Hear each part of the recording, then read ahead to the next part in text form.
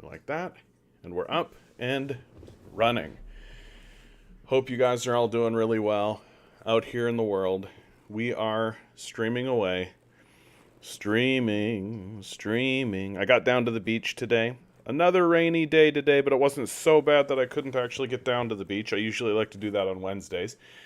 And this time I went today, which was really, really lovely. And it was majestic, actually, to see the stormy weather on the beach, see the rolling waves rolling onto the beach. It was really quite beautiful, quite lovely. I feel like it's always good, right, to take a day out of your life on purpose and get to the woods, get to the beach, get out into nature, right? Really try to get out of your regular nonsense. Let's go to this job that we all hate, to do this task that doesn't matter for people you don't know, and actually experience the reality that you're in. I think that that's an important thing to do. Wow. Huge out of the gate. So here's what this is going to be today, guys. We're going to be reporting. We're going to be reading some articles. I'm streaming on YouTube. I'm streaming on Twitch currently right now. Link to the YouTube is in the description if you want to have a more direct connection to me and to what's going on and ask me more questions. The TikTok stream can get very big and very quick. I'm going to be reading articles about what's going on, especially a lot of stuff has been going on with what's been going on in the Middle East. My TikTok stream was banned yesterday when I tried to do this. I appealed. Obviously, I'm back. Hello, how are you? I'm glad that you're here. I'm glad that you're here. So I am going to do less in terms of outright commentary because my position on this is very, very, very left-wing, as you can imagine. And just stick to the articles.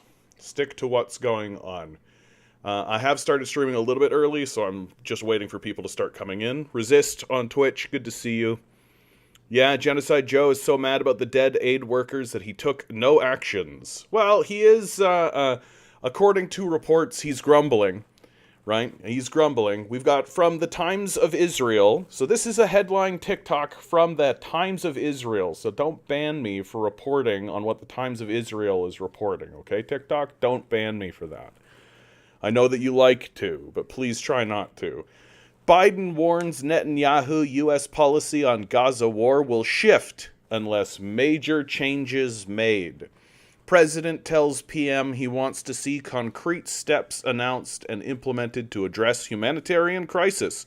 Protect aid workers, says immediate ceasefire is essential to those ends. Are we going to see a ceasefire? Right? Are we actually going to see something serious? The answer is obviously no. We're obviously not going to see something serious. At this stage in the game, it's about maintaining the empire, and it's about maintaining the illusion of choice. It's about maintaining the illusion of what's going on, that something might actually change if we actually vote red instead of blue. That the empire will somehow actually shift itself, right? Yeah, just make sure you don't kill any more white people. Yep. XD over on YouTube, good to see you.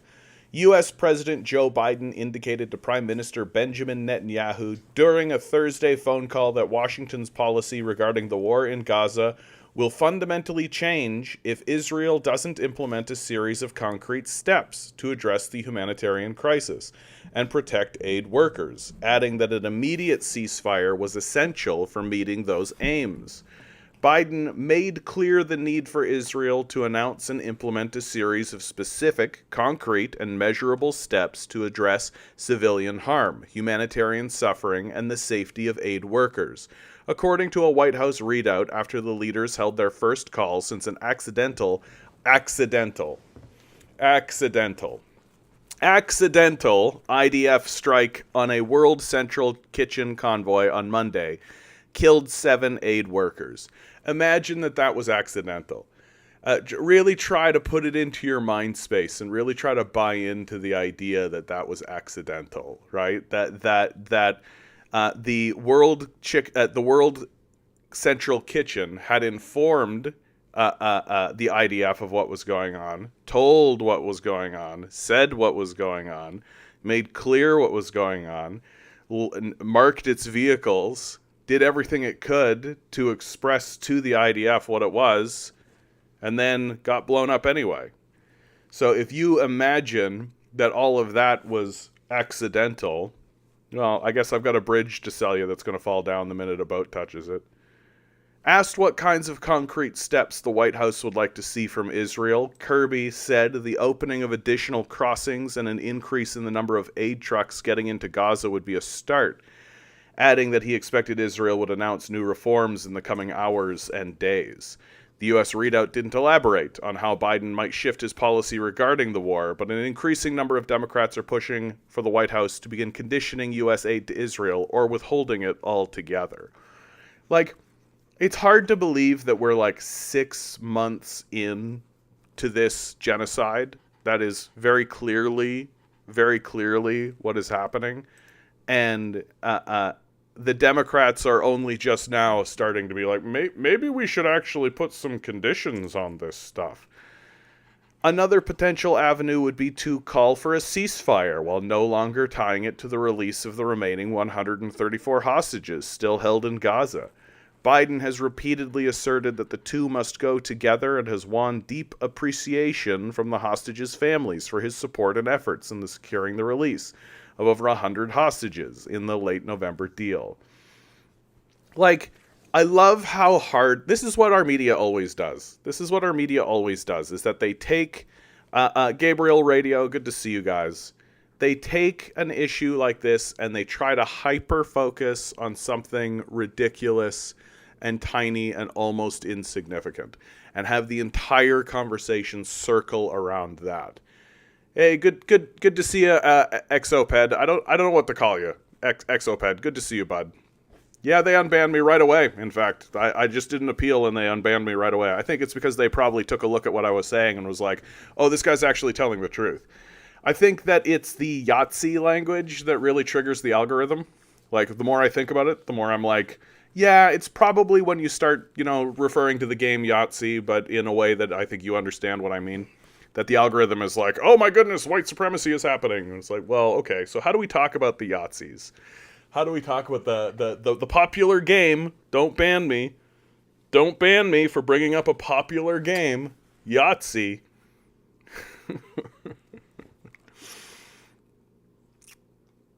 Like, this whole thing is a catastrophe. It's a catastrophe across the board now. Compton, good to see you. Looks like the tornadoes didn't get you, eh, Compton? I know that you were worried about you were worried about the tornadoes. What an experience you were having. And of course, here in Canada, airstrikes on aid workers don't just happen. This is from the Toronto Star. This is Trudeau. He says after Netanyahu comments. Trudeau has always been pretty soft on this issue, right? He's never been like a hardcore Zionist, although he bends the knee all the same to United States power.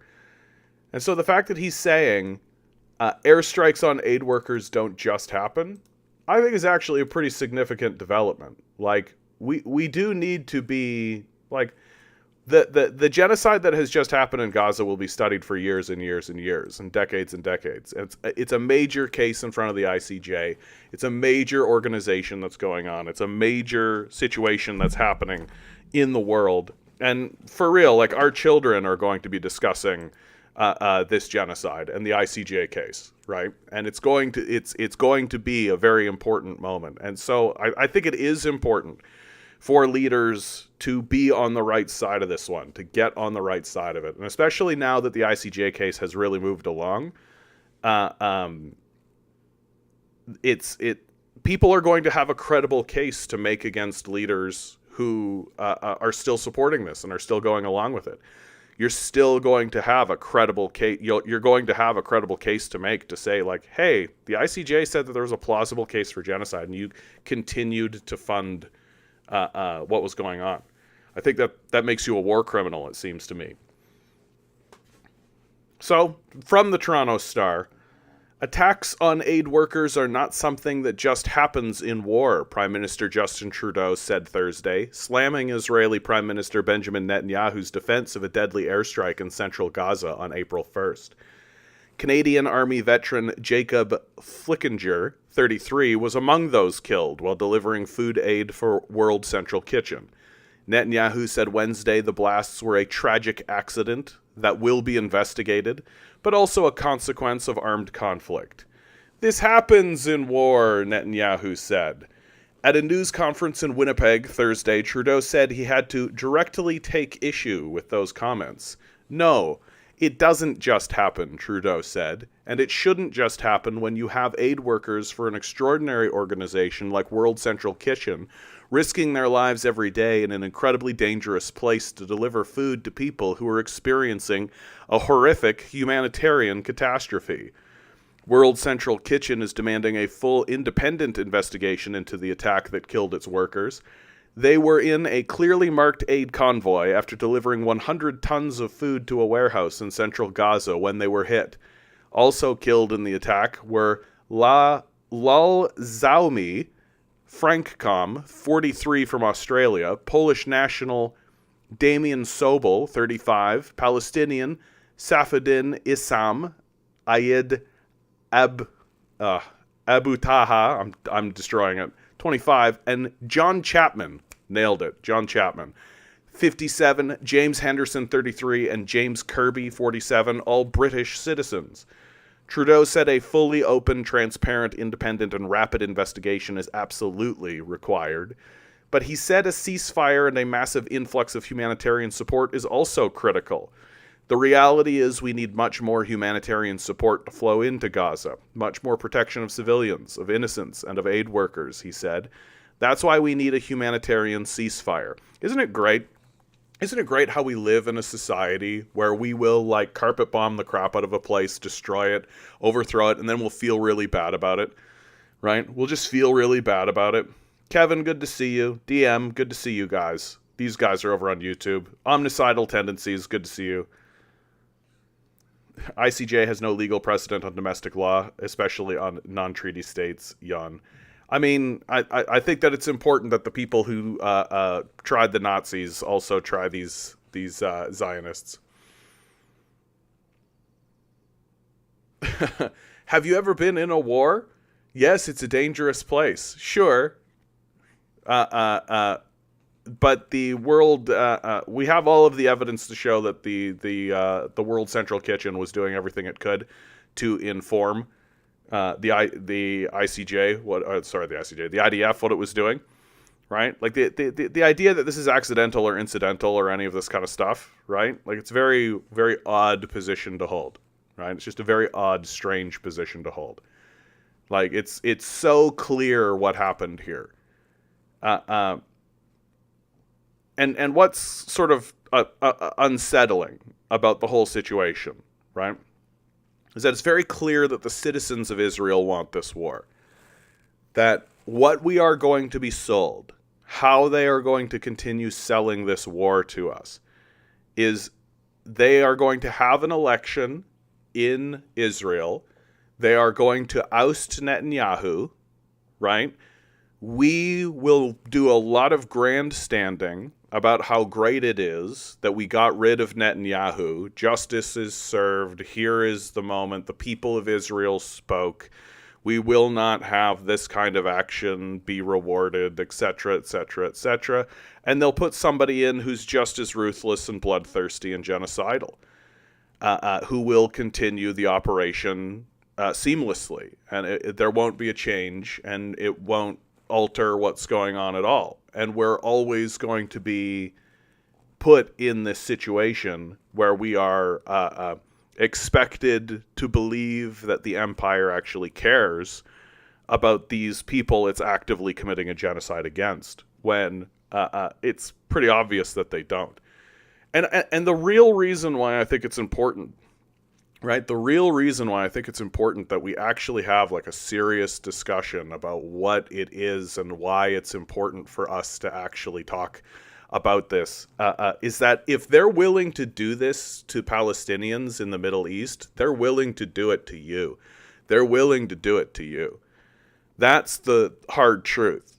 That they're training their people in the Middle East, and they've been training their people in the Middle East, their military forces, their cops, in the Middle East so that they can use those same strategies here. That as the empire begins to degrade and as the United States loses its ability to control its own citizens and as it loses its economic credibility and as it loses its ability to control people economically, and as people get abandoned economically and as they get disconnected from the system economically, you need a system in place in order to keep these people in line. And the system that they're choosing is cops. That's the system that they're choosing. It's just going to be cops upon cops upon cops. And they are going to treat you the same way that they're treating these Palestinians. They're going to treat you the same way that they treated the Afghanis. They're going to treat you the same way that they treated the Iraqis. They're going to treat you the same way they treated the Libyans. That you exist in order for them to extract wealth from. And then when they can't extract wealth from you any longer, they'll abandon you. That's what they're up to, and that's what they're doing.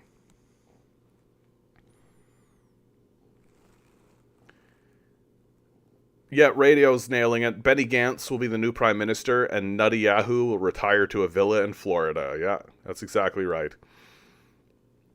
DM writes, John, what are your thoughts about China sending warplanes and boats around Taiwan following a phone call between Xi and Biden? World War III brewing? U.S. getting involved in another proxy war? So, DM, I've talked about this before. I feel like you've heard me talk about this. Like, this is World War III. Like, the events that are occurring are not disparate, disconnected, isolated events. That what we are watching is the United States, and along with its allies in NATO, operate as the antagonists in a new world war. And that world war has been going on, I mean, it'd be tough to peg a date, but like the United States has been acting like the policeman of the world since World War II, and certainly since the end of the Cold War. So throughout the 90s, when the Soviet Union dissolves and ceases to be a threat to the United States basically from that point forward becomes an antagonist on the world stage. Like if you're living in Libya, you've already experienced World War III. If you're living in Afghanistan or Iraq, you've already experienced World War III. Like just because your country isn't being carpet bombed doesn't mean you're not in the midst of World War III.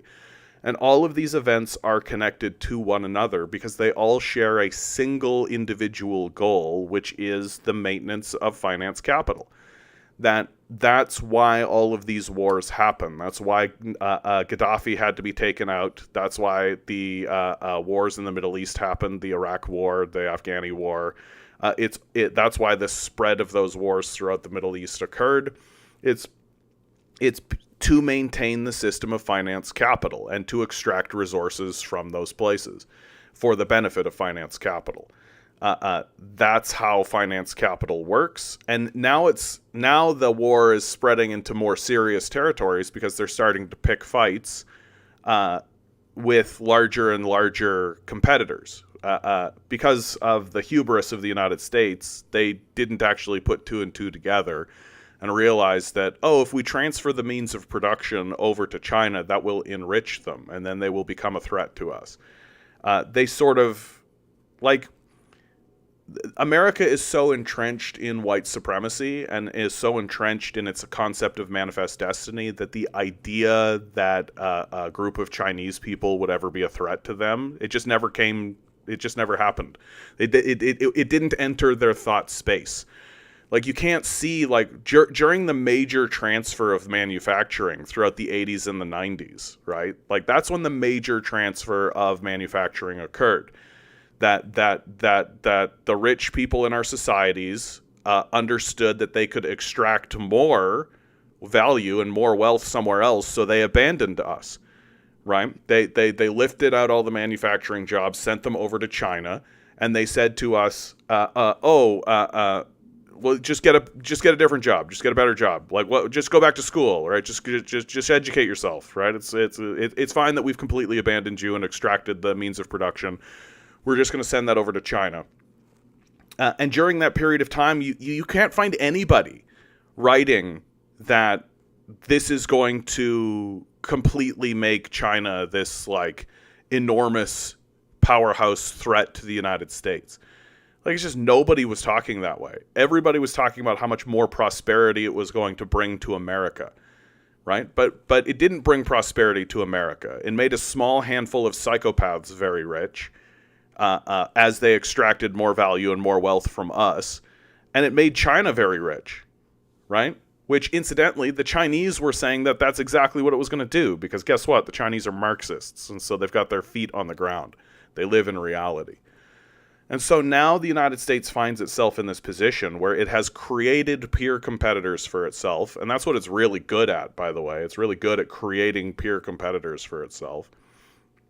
And now you have, you literally have the United States saying that the Russian military has almost reconstituted, and that's because the Russians just had a spring military draft, right?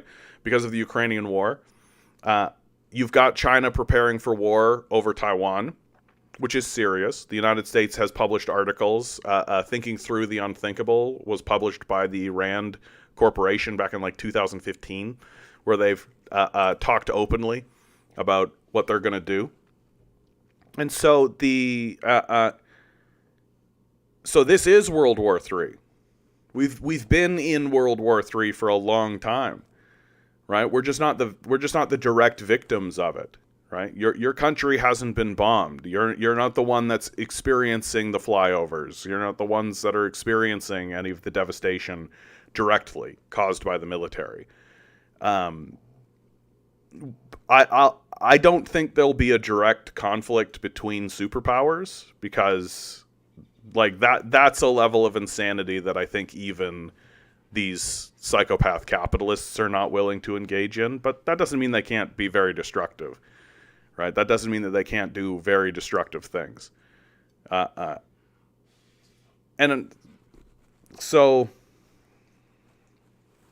it's just like a big long-winded way of me landing on, like, this is World War III.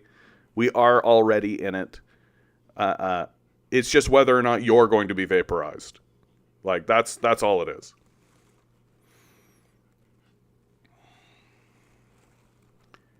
What a life we live. What a ridiculous place we're in. What a situation we find ourselves in. Because as all of this war is happening throughout the planet, right? As we're seeing the Yahtzees play their game of Yahtzee, domestically, it's just a policy of extraction, where we're just having wealth completely extracted from us. And it's getting very obvious. It's getting very clear. This is from a website called Common Dreams. Meet the secretive rich funding efforts to keep others poor. So, oftentimes the apologists for capital, who have no credibility left, oftentimes the apologists for capital will make the argument that you just need to work hard, right? Gain wealth, and if you're not doing it, it's because you're lazy, and if you're not succeeding, it's because you're not working hard enough, and all this kind of stuff. But what they never actually put into the equation is that rich people keep people poor on purpose because they benefit from it. They benefit from keeping people poor, and they actively will spend money in order to keep people poor. So meet the secretive rich funding efforts to keep others poor. With both millionaires and homelessness on the rise in the U.S., right-wing donors are bankrolling a nationally coordinated move to end experiments in basic income. America, a new report details, is minting millionaires at a record pace. Some 37% of the world's millionaires, analysts at the wealth advisory firm Henley and Partners calculate, now call the United States home. And these analysts are talking real millionaires, not those Americans who rate as millionaires only because they're living in homes that have wildly appreciated in value since their purchase decades ago. Those appreciations have left typical 50-something American homeowners, the latest Federal Reserve stats show, with personal net worths a bit over $1 million. The researchers from Henley and their partners at New World Wealth don't count these house-rich homeowners as millionaires. They only rate as millionaires those households with over 1 million in investable assets. And the United States, their research finds, hosts far, far more of these honest-to-goodness millionaires than any other nation on Earth. The numbers, over 5.5 million Americans now hold liquid assets worth over $1 million. That total has soared 62% over the past decade, well above, observes CNBC analyst Robert Frank, the overall global real millionaire increase of a mere 38%. Rich people, friendly observers of America's economic scene, naturally enough, see stats like these as cause for nothing but celebration. The wealthier our wealthiest become, they postulate, the more jobs and wealth these rich create for everyone else. A rising tide, they like to quip, lifts all boats. But we are, in fact, seeing no significant rising of any sort for America's working families. We are witnessing instead stunning increases in what America's rich are spending on themselves. One revealing recent stat: our U.S. well-to-do researchers at Art Basel and the banking giant UBS report now account for 42% of global fine art sales, well above China's 19% second-place share. Another reflection of America's luxury spending dominance. The world's top premium luxury brands, think glamorous retailers like Cartier, Bergdorf Goodman, and Gucci, all have flagship stores in Manhattan. Just this past December, the luxury powerhouse Prada announced plans to spend $835 million buying up the building that hosts its current Fifth Avenue flagship and the building next door.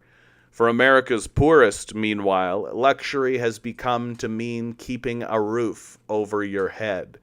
The number of Americans chronically homeless, the U.S. Department of Housing and Urban Development reported out this past December, has been climbing since 2016 in what Jeff Olivet, the director of the U.S. Interagency Council on Homelessness, likens to a game of really vicious musical chairs. The United States, he explains, has an incredible deficit of affordable housing units, with only one unit available for every 3 extremely low-income renters. And if someone has a medical condition, a mental health disability, a substance use disorder, Olivet adds, it makes it all the much more complex for someone to exit homelessness.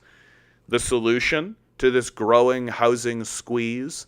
America's most conservative lawmakers have one. Let's simply do our best, these lawmakers are proposing, to keep our nation's homeless out of sight. In Florida, that approach has actually become law.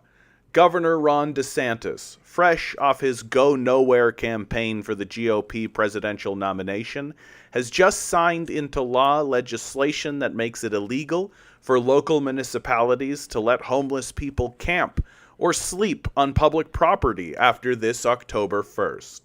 Florida, DeSantis declared upon the bill's signing, will not allow homeless encampments to intrude on its citizens or undermine their quality of life like we see in states like New York and California. The new Florida law requires local governments without enough bed capacity for unhoused families to set up homeless camps far from parks and other public facilities, and the act also penalizes localities that wink at rough sleeping outside these new hidden-away camps. Diana Stanley, a top exec in Palm Beach charity circles, considers Florida's new approach a statement that we've stopped caring about our brothers and sisters. The main message Stanley takes from the state's new homelessness legislation: if we can't see them, then we don't need to help them. Florida's latest homeless legislation, Stanley stresses, does absolutely nothing to address the root cause of homelessness, the lack of affordable housing. The state's focus, agrees University of Central Florida sociologist Amy Donnelly, ought to be on helping people into housing, not encampments. Measures that would help do just that, meanwhile, have come under intense fire from right-wing lawmakers in other states. Those lawmakers are particularly aiming that fire at state and local experiments in providing low-income families with guaranteed, no-strings basic incomes. In Iowa, one GOP state legislator is calling such basic income efforts socialism on steroids. Don't you think it's always funny how we give like massive multi-billion dollar hands out to corporations every single time they mess up and collapse the economy? But if a person is homeless and you give them any amount of money, it's socialism on steroids. Isn't that interesting? Isn't that interesting? You help somebody, right, get into a house, and that's bad. But if you give a billionaire another $1 billion, that's good. And my favorite part about this is all these guys are clutching onto a Bible that explicitly tells them to give your money to the poor. And I guess they're clutching it so tightly they can't be arsed to open it up and read it. The sponsor of another move to ban basic incomes, South Dakota's John Wick, that's his actual name. John Wick. John W-I-I-K. John Wick? John, it's not Wick, because Wick would be W-I-C-K. But his South Dakota's state legislator's name is John Wick. Man, you'd think he'd be doing a better job. Is charging that basic income plans amount to a one-way ticket to government dependency. Because they want you to be dependent on the psychopath class. Right? They don't want you to be dependent on stable systems that you vote people into, right? That you actually have theoretically a say in. They want you to be dependent on them and the psychopath class, right? Because you're always going to be dependent on something, right? You're going to be dependent on some system somewhere to make sure that you have clean water, right? This idea that they can just say the word, oh, you're dependent and therefore you're bad. You're always dependent on something. It's just whether or not you're dependent on a group of psychopaths that are actually trying to murder you, or you're dependent on a system that you theoretically have the ability to vote people in and out of. This demonization of the idea of dependency, as if depending on your neighbors is a bad thing. It's just like child brain and psychotic. In February, lawmakers in Arizona, home to the nation's fourth highest homeless rate, passed a bill that bans any program where persons are provided with regular, periodic cash payments they can use for any purpose. Like, this is psychotic. As of the end of February, lawmakers in some 4 other states had introduced bills with similar bans. Methane, good to see you. Nova Scotia, good to see you too. Resist chirping away on Twitch. I'll definitely get to you, bud. Who's driving this nationally coordinated move to end experiments in basic income? Some of America's most secretive wealthy, charges a recent analysis by Scott Santens, the founder and president of the Income to Support All Foundation. These wealthy, Santens notes, have been bankrolling an outfit that calls itself the Foundation for Government Accountability, a lobbying group with a billionaire-fueled junk science record every American should know about. Among the foundation's prime funders, the hard-right billionaires Richard and Liz Ullin, the nation's 4th largest contributor to political campaigns. The Ullins have pumped almost $18 million into the machinations of the Foundation for Government Accountability. Almost that much has come from the Donors Trust Network, a powerhouse that has become what Mother Jones called the dark money ATM of the right. So these guys are giving $18 million to keep people poor when they could take that $18 million and give it to the poor. Like, really think about how psychotic you have to be to do this. Really think about how like bleak and evil you have to be as a person to take $18 million and spend it to keep people poor instead of just giving poor people $18 million. Like, you're an evil person if you're doing that. And if you're defending it, you're an evil person. Like, and that's a very like easy thing to say. Other major foundation for government accountability funders include assorted deep-pocket entities with a history, notes Climate Investigations Center Director Kurt Davies, of hating regulation and trying to stop any progress on things like climate change, because they see it as almost a step towards communism. Oh my fucking, just, god damn it. Like, god damn. Regulation, social democracy, regulating businesses was the concession to make sure that your society did not become communist. Do you understand that when the communists were actually threatening to take power during the New Deal period, when there was a credible movement and a credible scare that might actually happen, the concession was, don't do that, we'll just regulate. And so if you're genuinely telling me that now you're not going to regulate, and you believe that regulation itself is a step towards communism instead of the opposite, which is what it always was, then you are just going to set yourself up for a communist revolution, because there won't be any alternative. If you destroy all alternatives, didn't you have a president that said that? Oh wait, you shot him. The billionaires underwriting all these entities, income to support all foundations, Scott Santons believe, share a common fundamental outlook. They fear a world where things are a bit less unequal, a world without so many average people, having no power to say anything but yes. May those rich see emerge that new world they so fear. Soon. Like, one of the things that I've been continuously saying, right, is that not only are the rich among us, like, desperately, darkly evil, they're also very stupid. I think that's the biggest thing, and that's, like, the thing that I've really, really noticed, is the overwhelming stupidity. It is stupid to do this. It is a dumb thing to do. Like, you end up spending more money to keep people homeless and keep people in poverty, and you end up incentivizing action against you. Like, you could very easily just keep people at a subsistence, right? Just keep people at this subsistence existence where they're not really doing anything and they're not really a threat and they're not really in your way, and it'd probably be cheaper. I shouldn't even say probably, it would be cheaper, right? Why don't they do it? Because they love suffering. They love watching people suffer. Very straightforward.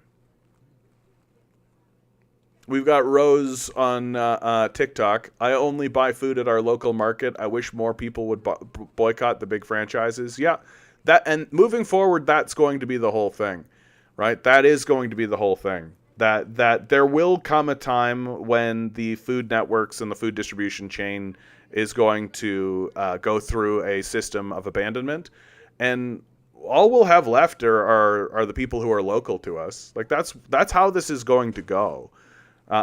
Historically, that's just the truth when empires fall into collapse and decay.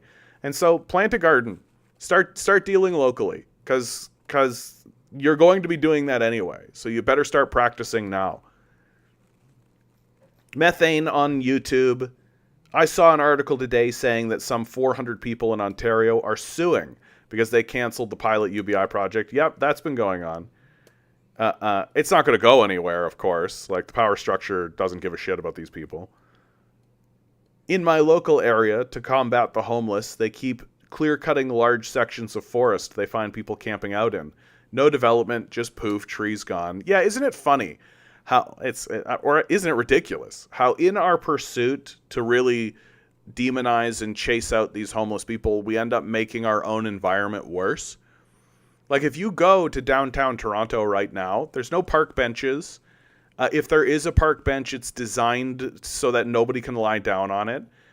There's spikes everywhere, right? Like what are we living in, like Bowser's castle in Mario? Like that's what it feels like. You go and everything's just stone. There's no life. All of the plant life has been removed. Everything is just gray and stone and cold and bleak and covered in spikes and uncomfortable and unaccommodating. And it's all so that some guy can't just lay down somewhere. And then you know what ends up happening? They just lay down somewhere else. So instead of having a homeless person tucked away in a corner where they have like shelter and they're covered, that person just lies in the center of the sidewalk, right? Because guess what?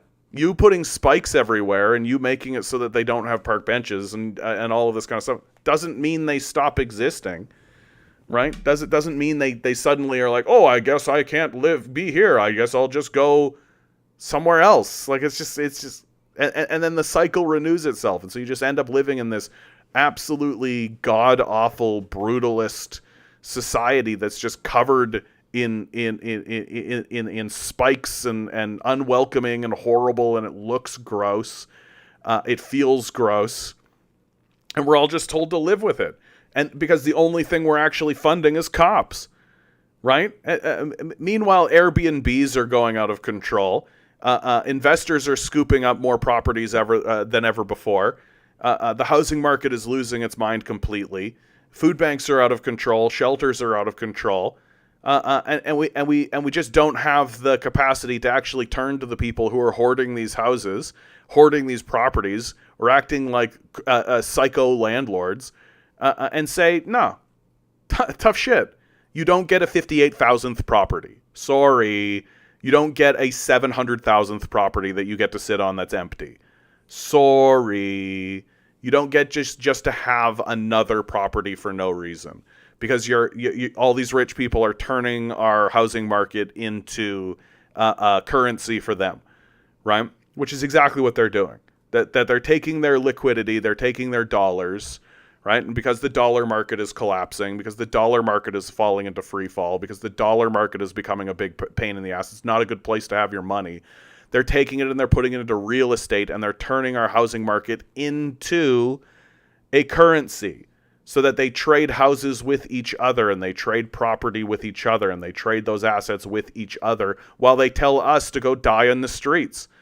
Like, that's what's happening domestically, right? And when we finally get fed up with it, when we finally get tired of it, and we finally realize that these people are psychopaths, that the Democrats and the Republicans and the liberals and the conservatives are allies that work together in order to make sure that this hellscape reality is manifest before us. If we actually put two and two together and do that, well, then our IDF-trained police forces will do to us what they're doing in Palestine, or Afghanistan, or Libya, or Iraq, or Somalia, or Yemen, or Oman. Right? Like, you think they're not going to do it to you? They're absolutely going to do it to you. They're absolutely going to do it to you. So, like, start organizing with your neighbors now. Because a massive wave of abandonment is coming. And, like, don't fool yourself. Don't trick yourself into thinking you can put that off. Talk to your neighbors. Talk to the people who are around you. Get to know your coworkers. Talk seriously and openly about what is happening to create mutual aid systems. Be willing to help your neighbor. Be willing to help people. Because when this wave of abandonment comes, and it's certainly coming, that's all you're going to have. There's no system of aid that is coming from any governmental source anywhere. They're going to collapse any of the ones that exist. And all you're going to have is you, your neighbor, and a bloated police force trained by the IDF who will treat you exactly that way. That's precisely what's happening in this country. And it's not going to get better. There's no come to Jesus moment coming. So get to know your neighbors. And if you see somebody who's got extra money, tell them to give their money to the poor. Give your money to the poor. Help your neighbor. Help people who are around you. Because the rich are going to go off to Jeffrey Epstein's pedophile island. They're going to go to Mark Zuckerberg's underground bunker. They're going to live in Richistan, and they're going to surround themselves with cops, and you're not going to be part of it. And that's precisely what's coming for us. And it's going to be like brutal. I think the most ridiculous part of the whole thing is that it's pointless. Like, it's just pointless. It's just the most pointless stuff you've ever heard of in your life. Like, there's no reason to do any of it. That's the part about it that I find so baffling. We could very easily feed, shelter, clothe, give healthcare to, educate everyone in the society, no problem whatsoever. It wouldn't be difficult to do. We've done it before. We can do it again. Most of the developed world has universal healthcare systems.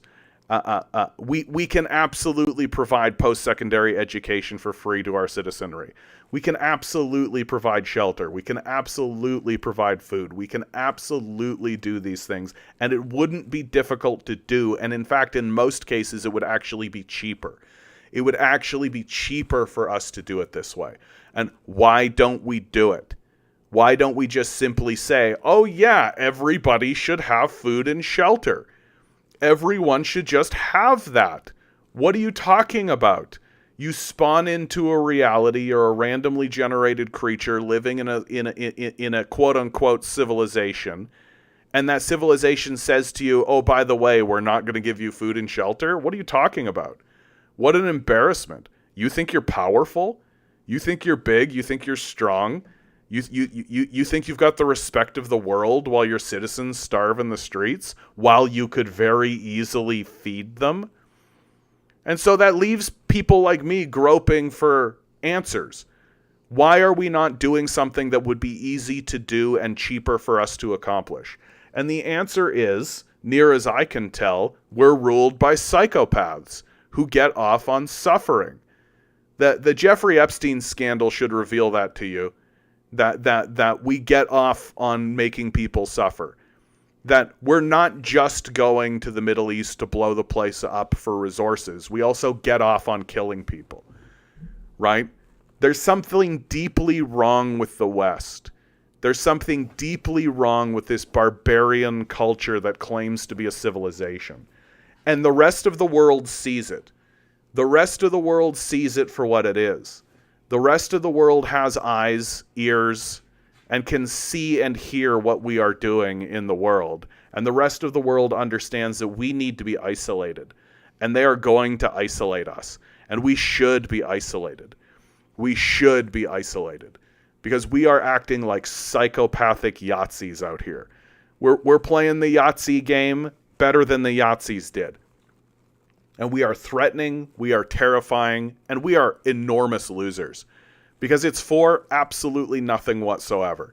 We are gaining nothing, we are achieving nothing, and we are leaving nothing to future generations. So if you are listening to this and you find yourself in a state of asking, well, what is it that we can do? Here's what you do. You stop participating in the barbarian quote-unquote civilization. You stop participating, you stop pretending like there's an electoral solution, and you start organizing with your neighbors and creating parallel systems. Because the systems that we have do not work for you. They never will. And they never will. They're already dead. We're looking at a zombie corpse shambling around. We're just waiting for it to fall over and stop moving. Get to know your neighbors. Get to know your neighbors.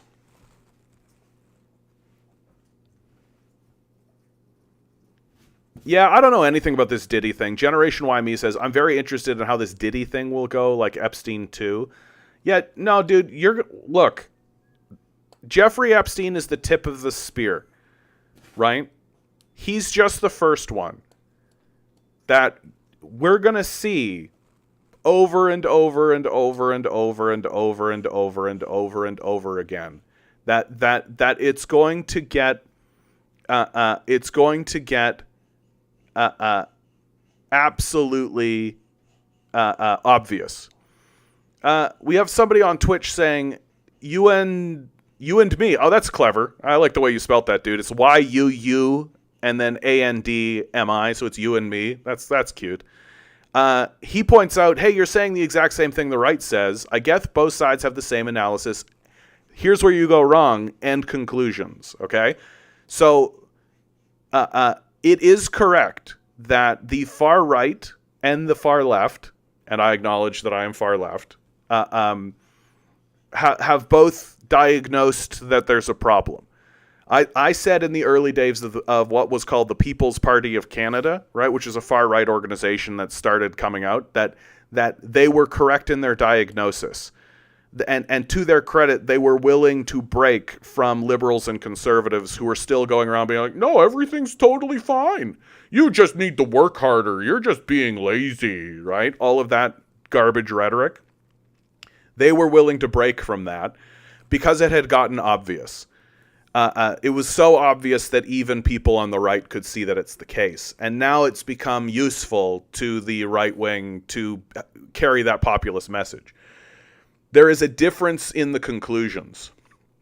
There's a major difference in the conclusions. The right wing solutions, if you'd like to call them solutions, to the problems that we are facing is the destruction of the government.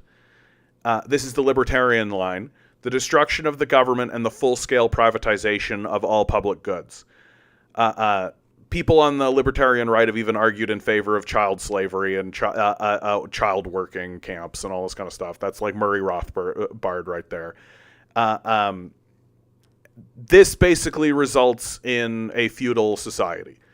That essentially the right is arguing for a return to feudalism. That's the conclusion that's coming out of the right wing. That's the libertarian line. You can hear that from all of them. Prager, Ben Shapiro, the Wire, all of the Steve Bannon, right? They all talk about how excited they are to return to feudalism. And they couch it in a language that isn't as explicit as that, but that's what they're talking about. Meanwhile, the left-wing solutions, the left-wing conclusions, are that we should provide food and shelter for everyone. We should create support systems. We should create universal healthcare systems. We should allow people to have free education, right? We don't consider it freedom to let people starve in the streets the way the right wing does. And so while it is correct to say that the left and the right are both speaking the same kind of language, which is the language of collapse, because it's gotten obvious, right? Because it's gotten obvious, the solutions are dramatically different. That you are basically looking at somebody who is saying, I can't wait to have a monarchy again.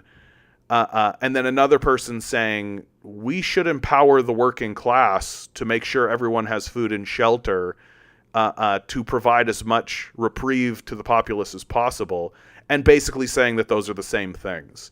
So it's incoherent, is really what I'm landing on, right? But thanks for your comment.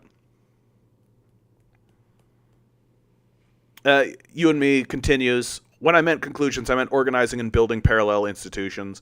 What those institutions look like are probably very different. Yeah, I would argue that that's the case, right? Like,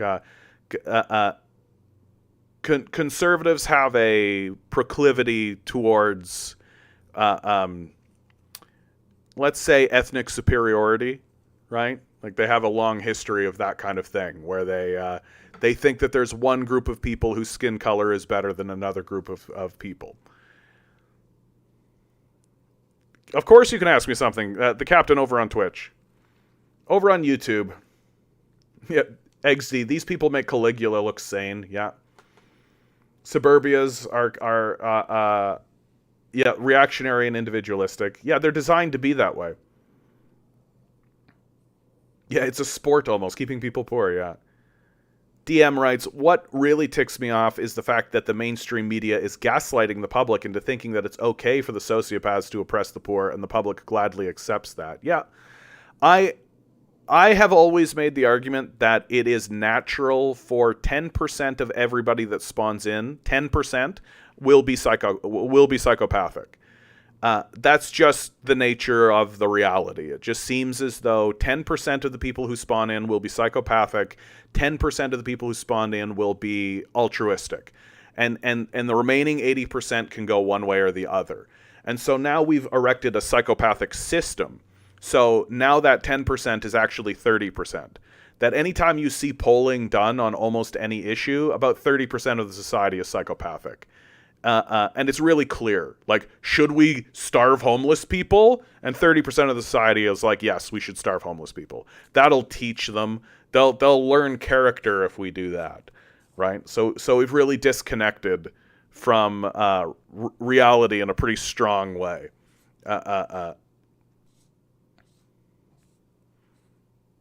Wasn't it like 1%? I don't know what that's in reference to, you and me. Generation Y Me continues on the Diddy line. It's the same thing that happened to Diddy like it happened with Epstein. I don't know how anyone won't see what John's saying. Well, because the propaganda system understands that it no longer has any credibility. Like, the system itself understands that. So what it's doing now is throwing up smoke screens. And it's throwing, like, we're very distractible. We're very distractible. Focusing on the decline of Western civilization is actually mentally exhausting. It actually takes effort to continue focusing on it and to keep the ball in the air.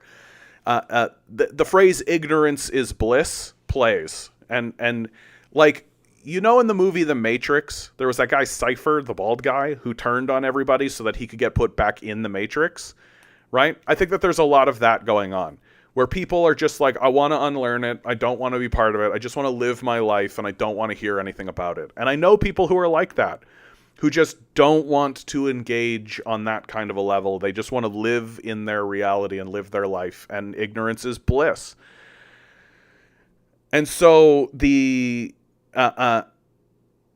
and so when people see this kind of stuff come by their feed or any of this kind of stuff, well, what follows that, right? Did you hear about the aliens? Here's footage of an alien vessel that we found. We should delve into the aliens and discuss aliens as seriously as aliens are possible. Did you hear what Trump said?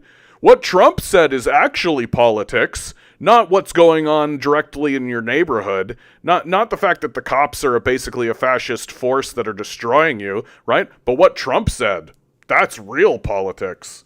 So we're easily distractible. And that's what the system is doing now. It's just throwing up as much chaff as possible. Someone like Jordan Peterson is emblematic of this, right? He just babbles. And Stephen Bonnell, Destiny, he's like this too. They just babble incoherently and are illiterate. They don't know anything about the subjects they talk about, but they just talk a lot, and they don't really say anything. And to decipher what it is they're saying, you've got to go through this like labyrinthian maze, because they're intentionally obtuse on purpose, and so they waste your time. Right? And once you actually get down to the bottom of what it is they are saying, you realize, oh, you're just a clueless idiot that doesn't know anything. You're just like my drunk uncle. But instead of just saying the racist thing, you create this huge, circuitous, like circular kind of thing that gets you to white people are superior, right? Like that's the method. So I think that people are easy to distract. And the system is sending up a lot of distraction. Yeah, it's a sex trafficking case. Also, some people got shot. There's probably financial crimes. Yeah, it'll be a story, right? And it'll fade out of the consciousness of the people, because we have the memory of a goldfish. But and I think the important thing to remember is it's going to keep happening. It's just going to keep happening. It's going to keep happening over and over and over and over and over again. And it's going to get worse. And it's going to get worse. And it's going to get worse, right? Like right now, it's like the Jeffrey Epstein scandal. It like connects to Bill Clinton and Donald Trump. So it's like, this one goes all the way to the top. And it's got this kind of like, and there's like an assassination. Yeah, Jeffrey Epstein killed himself, sure. So it's like this enormous story, this enormous scandal. eventually it's going to be like Oprah, right? Like eventually it's like really think in your mind's eye right now who you consider to be emblematic of something like wholesome and sweet and lovely and beautiful, and like somebody who you really think just captures the essence of a good person, right? And it's going to be that person. And it's not going to be them going to the place. It's going to be them like literally finding the girls and literally operating as a spy for the CIA. It's going to be that scale on that level. It's going to get so obvious that nobody will be able to deny it. I mean, people obviously will. There's lots of delusional flat earther types out there. And, you know, if you're pro-capitalist, for example. The captain asks, so if I'm not mistaken, Germany, to an extent, nationalized corporations during World War II? I think you are a bit mistaken on that. Germany very, very famously went through waves and waves of privatization, especially under Adolf, right? The man himself was huge on privatization. He funded big privatization situations. Now, during wartime, there is going to be a certain amount of government intervention, but it was always understood that these institutions were privately held. So I don't really know where you're getting this whole nationalizing of sections when the opposite is the truth. Germany was emblematic for privatization and austerity during that period of time. China, it seems, does this too. Yeah, China would do it because it's a left-wing idea. I don't know to what extent both did it, but the point is one's left, one right. So on this whole thing that like the Nazis and the Germans were are they left, are they right? Cody Johnston of Some More News literally just did a video that specifically addresses this, and he does such a good job that I have to recommend it. He really goes through the literature, and the moment he started referencing William L. Shire's work, which I think everybody should read, The Rise and Fall of the Third Reich, that's when I knew. I was like, oh, he's actually done like big homework on this. The society right now is doing everything it can to try to pretend like it's normal, right? It's trying to pretend like it's the same as everything else. No, of course we're not a crazy far-right death cult. Of course we haven't become completely unhinged. Of course we're not playing Yahtzee. Of course we're not doing any of this kind of stuff. And even if we were, well, they're doing it too. Even if we were, they're also doing the same thing, and they're just like us. And the left and the right are actually the same, actually, when you think about it, right? That it goes in a circle and it ends up at the same spot. It does. Absolutely. We're the same. We're normal. No, you're not. No, you're not. We're a psychotic capitalist death cult that's doing everything we can to destroy everything that's in front of us. We've systematically destroyed dozens of nations in the last 20 years alone. We've erected several genocides, which we can watch happen in real time. We've cooed nations all across the planet, all the while impoverishing our own people. We are not normal. And this idea that, oh, we're actually kind of the same as China, we're the same, is a smokescreen. It is a smokescreen to fool people into believing that what we're experiencing is somehow in any way normal, when it is extremely not. It is extremely not. Germany was privatizing places. If you heard that they were nationalizing, then you've been fooled. You've been duped.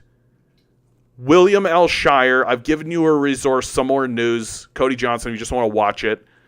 This idea that they were nationalizing, what are you talking about? What are you even talking about? The place that you got that information, it's time to turn that off and no longer listen to them, because they're frauds.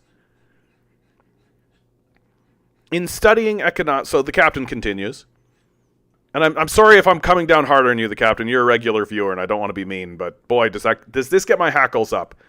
This gets my hackles up that people are like, well, but they're National Socialists. It's in the name. I don't know anything about history, but baby powder is made of babies. I'm studying economics, but would just like to understand a bit more about the political ties, benefits and consequences it could have. Also, would you be in favor of an entire privatization or only for certain sectors and companies? So what privatization means is it means a tyrannical top-down dictatorship seizes control of a public resource. I'm never in favor of that. I think that these places should be owned by workers, that we should have worker councils, and that those worker councils should be responsible for providing those resources, and we should get rid of these top-down tyrannical dictatorships that we call businesses. Like, to an individual. There should be literally none of them in our society.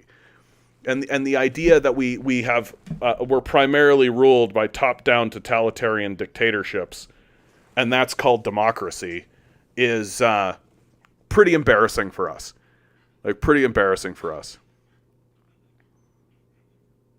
Oh, hold on. There's a clarification. Sorry, not privatization. I meant nationalization. Oh, yeah, okay. Yeah, that's a good clarification. So let's reread the question and re-answer. Also, would you be in favor of an entire nationalization or only for certain sectors and companies? Look, I think if you're making Xboxes, whatever. I don't give a shit. Right? Food, shelter, energy, right? These should be nationalized. Like, there's literally no reason we should have private psychopaths control our oil. Like, the more you think about it, the stupider it gets, right? You're genuinely telling me that the control of the coal, of the lumber, of the building supplies, of the food, of the ability to heat your home should be controlled by what? Like Jethro Billy Bob's Jr., who inherited from his dad? Like, what are you, crazy? Like, that's just insane. And what we've ended up with, because of this psychotic idea of privatization, is we've ended up with a whole group of these guys who knew that climate change was real back in the 70s. Back in the 80s and the 70s, they knew that climate change was this massive catastrophe directly in front of us. And instead of actually saying, oh, we've got to do something about that because that's actually quite serious, instead of doing anything about it, they funded disinformation campaigns in order to lie to us about it and pretend like it wasn't happening. Like, these guys should go to jail. For sure. These guys should be arrested. They should go to prison. We should forget where they are. The idea that we should allow necessities of life to be withheld from us by private owners, and that we run on the assumption that these private owners will do things that are good for us, actually. Like, it's some baby brain nonsense. Yeah, let's just privatize the water. Let's just privatize the air. Let's just go. Let's just do it. You know what we should do? We should have private militaries. It's such a great idea. Such a good thing that's definitely not going to blow up in our faces. We should nationalize the food distribution network. We should nationalize the power grid. We should nationalize the energy system for sure. And the worthless parasites who have boiled themselves onto and barnacled themselves onto the side of these public goods should be gone. We should expropriate their profits, expropriate their assets, and in many cases put them in jail for their many crimes against humanity. Forget about their national crimes, right? We're talking about people who should be tried as war criminals. Like, these climate change denialists and these climate change propagandists, right? These people who have spread disinformation actively into our society, they should go to The Hague, and they should be tried as war criminals, and they should experience the consequences of that. Because, like, if we stop emissions today, If we stop all emissions today, zero emissions, no more emissions, everybody, power down, right? We are still going to see millions and millions and millions of people die. That is a guarantee. It is written in the stars. Jesus Christ himself has bestowed that upon us as a consequence for what it is we have done. In our lifetimes, we are going to watch millions, if not billions of people die in a climate change apocalypse. That is for sure coming. 100%. And if you don't think so, then you're a goddamn fool. And why has that happened? Because of privatization. Because a group of rich psychopaths thought to themselves that it's better for me to make money than it is for my children to breathe air. So privatization should be flushed down the toilet. We should, as a people, we should say to one another, if a person stands up and starts arguing for privatization, that's enough to put them in a cage. Should be considered a ruthless and brutal crime against the nature itself. Get rid of it. Get rid of it.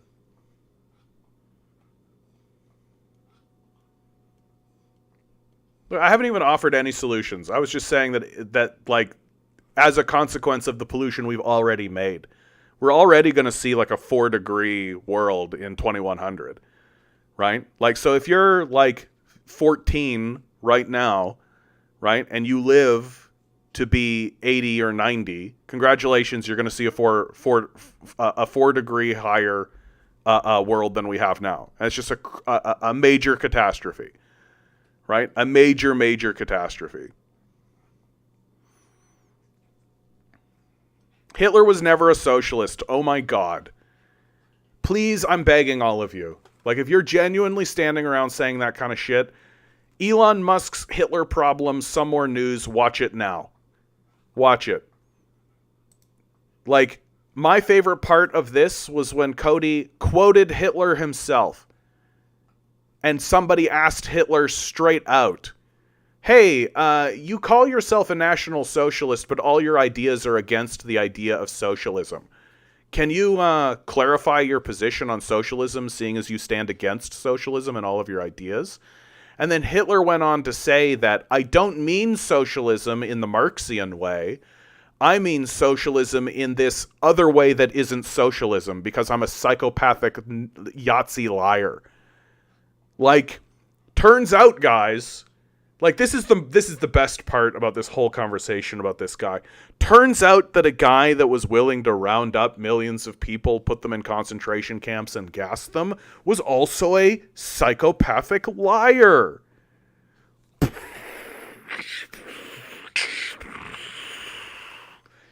He was never a socialist, ever at any point. He was always a psychopath. Always 100% of the time. Constantly. Forever. Like, get this shit out of here. Like, get it out of your brain. Flush it out. I don't know how this is happening. I don't know how it has become the case that people have become this susceptible to something that is so obviously false. Like, maybe the thing that we should have taken more seriously as a people were the flat earthers. Maybe we should have taken that more seriously. Maybe that should have been like the big red beaming beacon. Just boo, boo, boo, boo, boo, boo, boo, boo, boo, boo, boo, boo, boo, boo. Because if people are willing to say that the earth is flat, then they're willing to say anything. And they're willing to believe anything. And that should have been considered a major crisis that we should have definitely confronted. Somebody over on TikTok asking the big questions, was Stalin a good ruler? I mean, Stalin defeated the Nazis. He liberated the Batats from the kulaks, right? Like, the land reforms were widely successful. He saw Ukraine through a famine, resolved the famine crises. He engaged an agrarian population and turned them into a large industrial superpower. Were the first people into space. Like, I think Stalin has many things going for him. I also think that there are knocks that you could put against him. Um, I think that there is a criticism to levy to Stalin that war aversion should be considered the most important thing for a ruler to pursue. It's pretty clear that Stalin did not avoid World War II for various reasons. I think the Chinese leadership at the time basically pegged him. I think it was Deng that said Stalin was about 70% good, 30% bad. And it's like, yeah, that's pretty much where I peg him, right? I think that he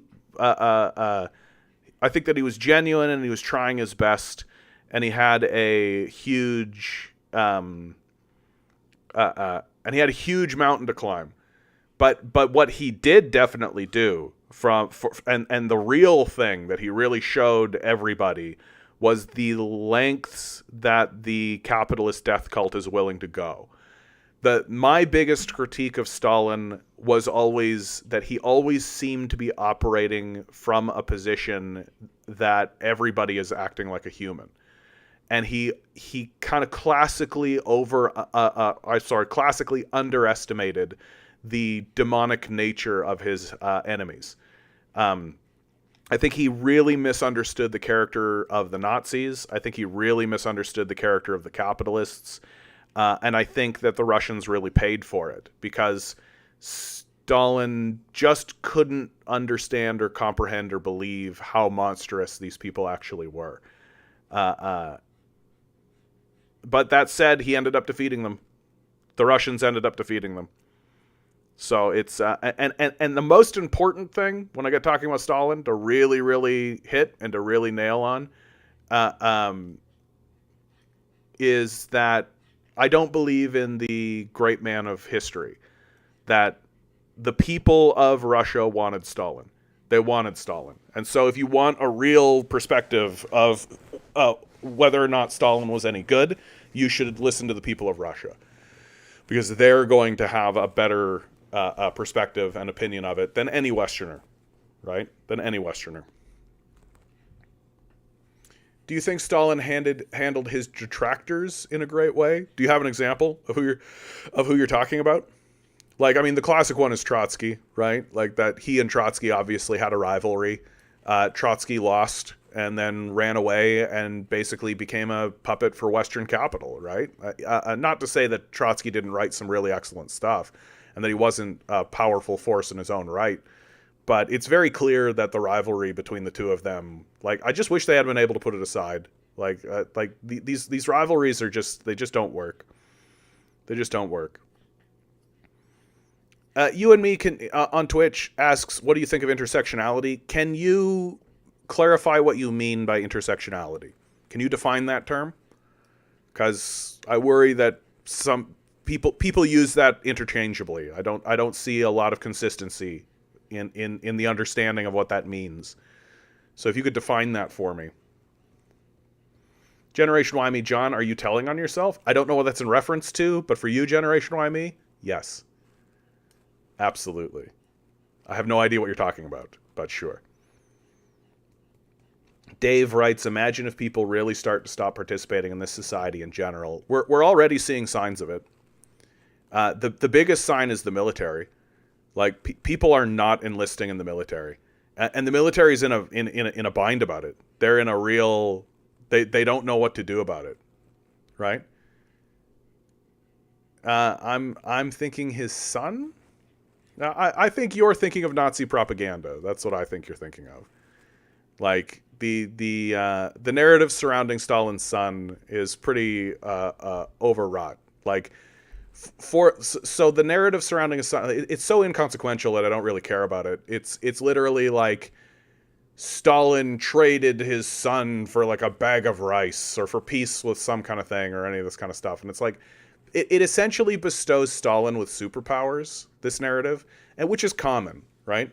It's this common idea that people have that Stalin should have perceived the future of all mankind and that he was a god, and that everything was done with full intent. But it's just like he's just kind of a dude doing his best. So Stalin is misunderstood, yeah, and I think that he is also a victim of a massive system of propaganda. Like he's like victim one of the system of Western propaganda and indoctrination, right? That of course the West wants you to think that Stalin is evil. I'll give you a really clear example of how childish it is too. I recently watched Superman Red Sun. This is a comic book movie that postulates what would Superman have been like if he had have landed in the Soviet Union and not in Kansas, America. And of course, he immediately becomes part of the state apparatus. He's Superman, right? But the film outright eliminates the Nazis from the discourse. They're just not present. The whole conflict between Adolf and Joseph didn't exist. There was no rising force from Germany. There were no Yazis. They didn't exist whatsoever, right? And so the actions of Joseph Stalin are showed to you in this vacuum, and then you're just told that he's a monster. And I find that's pretty common, that people will just eliminate World War II, eliminate what was going on in Europe, eliminate war from the discourse entirely, and then just say, "Wow, what a monster." With what you know, would you live under his rule? I mean, I would never want to live anywhere in Europe during World War II. I think the rise of the Nazis is the worst thing that happened in that region for sure. That the industrial capitalists, including people like Henry Ford, by the way, funded Adolf Hitler, funded his rise to power, and he created war. And I think that was a disaster. It was a disaster for France. It was a disaster for Germany. It was a disaster for Britain. It was a disaster for Eastern Europe, certainly Italy. It was a disaster for Russia. They lost 25 million people in that war. So to say, like, would you want to live in the Soviet Union during this time? No, I would not like to experience World War II. Thank you. Yeah. Eggsty's got an interesting thing to say here. Why do these people keep asking about Stalin as the first thing they do when they see this stream? Do they not see the articles about the Gaza genocide and the climate crisis in front of them? These people's priorities. I do think that it's just sort of curiosity. I think that's really where people end up with it. That here's this person who has this symbol right above their head, and I've heard nothing but bad things about the person that this symbol represents. Can you provide me a different perspective of that person? And I don't think it's unimportant. Like, I think it's important for people to understand that they live in a system of mass propaganda that lies to them about everything. That the funniest thing that I think happens in our society is that people literally can conclude that, oh wow, the CIA lied to us, lied us into the Iraq War. Oh man, they're lying to us about this and they're lying to us about that. But they're 100% telling us the truth about communism. They're 100% telling us the truth about communism. Oh yeah, the Venus Project. I know about the Venus Project. The Venus Project, the idea behind it is to build cities and create resource-based economies, right? Which isn't a bad idea. But the issue that I have with these sorts of thoughts and these sorts of ideas is that, like, sure, it would be great. It would be great if we could rally the resources and actually build a society that way. Sure, why not? Okay? But how do you deal with the psychopaths? Like, we're controlled by a psychopathic death cult that is owning and dominating us. How do you deal with them? Right? Until we actually start having serious discussions about how we deal with the psychopath class, I just don't think, like, exploring things like the Venus Project and exploring, like, the basic income and all this, because, like, they're gonna do everything they can to destroy those ideas. Like literally, they will bomb them if they need to. So I like it. There comes a point where it kind of turns into hope porn. Is kind of how I think about it. That it's, like, nice to live in a fantasy world where, like, oh, everything will be nice and sunshiny and rainbow and everything will be good if we could only all agree. Well, if 99% of us agreed, it still wouldn't matter. because 1% of the society owns all the assets and has control of the military and the state. So it just comes a point where you're living in kind of fantasy porn land. And if we actually want to enact any of these policies and enact any of these ideas and move on any of this kind of stuff, well, what are we going to do about the psychopath class? That's what matters more than anything.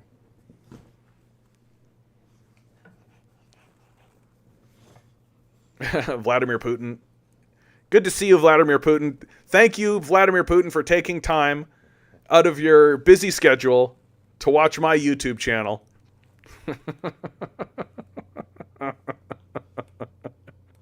That's so funny, dude, that you come in here with that name.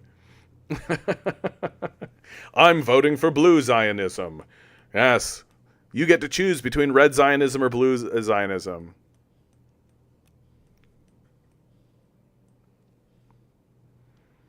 I'm sorry again for previously coming off the way. Excuse me. No, that's okay, the captain. I did see they did apparently nationalize Volkswagen and Reichsworks. Couldn't find more. Yeah, sure. Like during periods of war, like even the United States gave people ration cards during the war, right? Like during periods of war, you got to do what you got to do. No, nobody's ideologically driven when there are hordes of people coming to blow their shit up. Everybody's like, how do we make this happen? How do we make this work?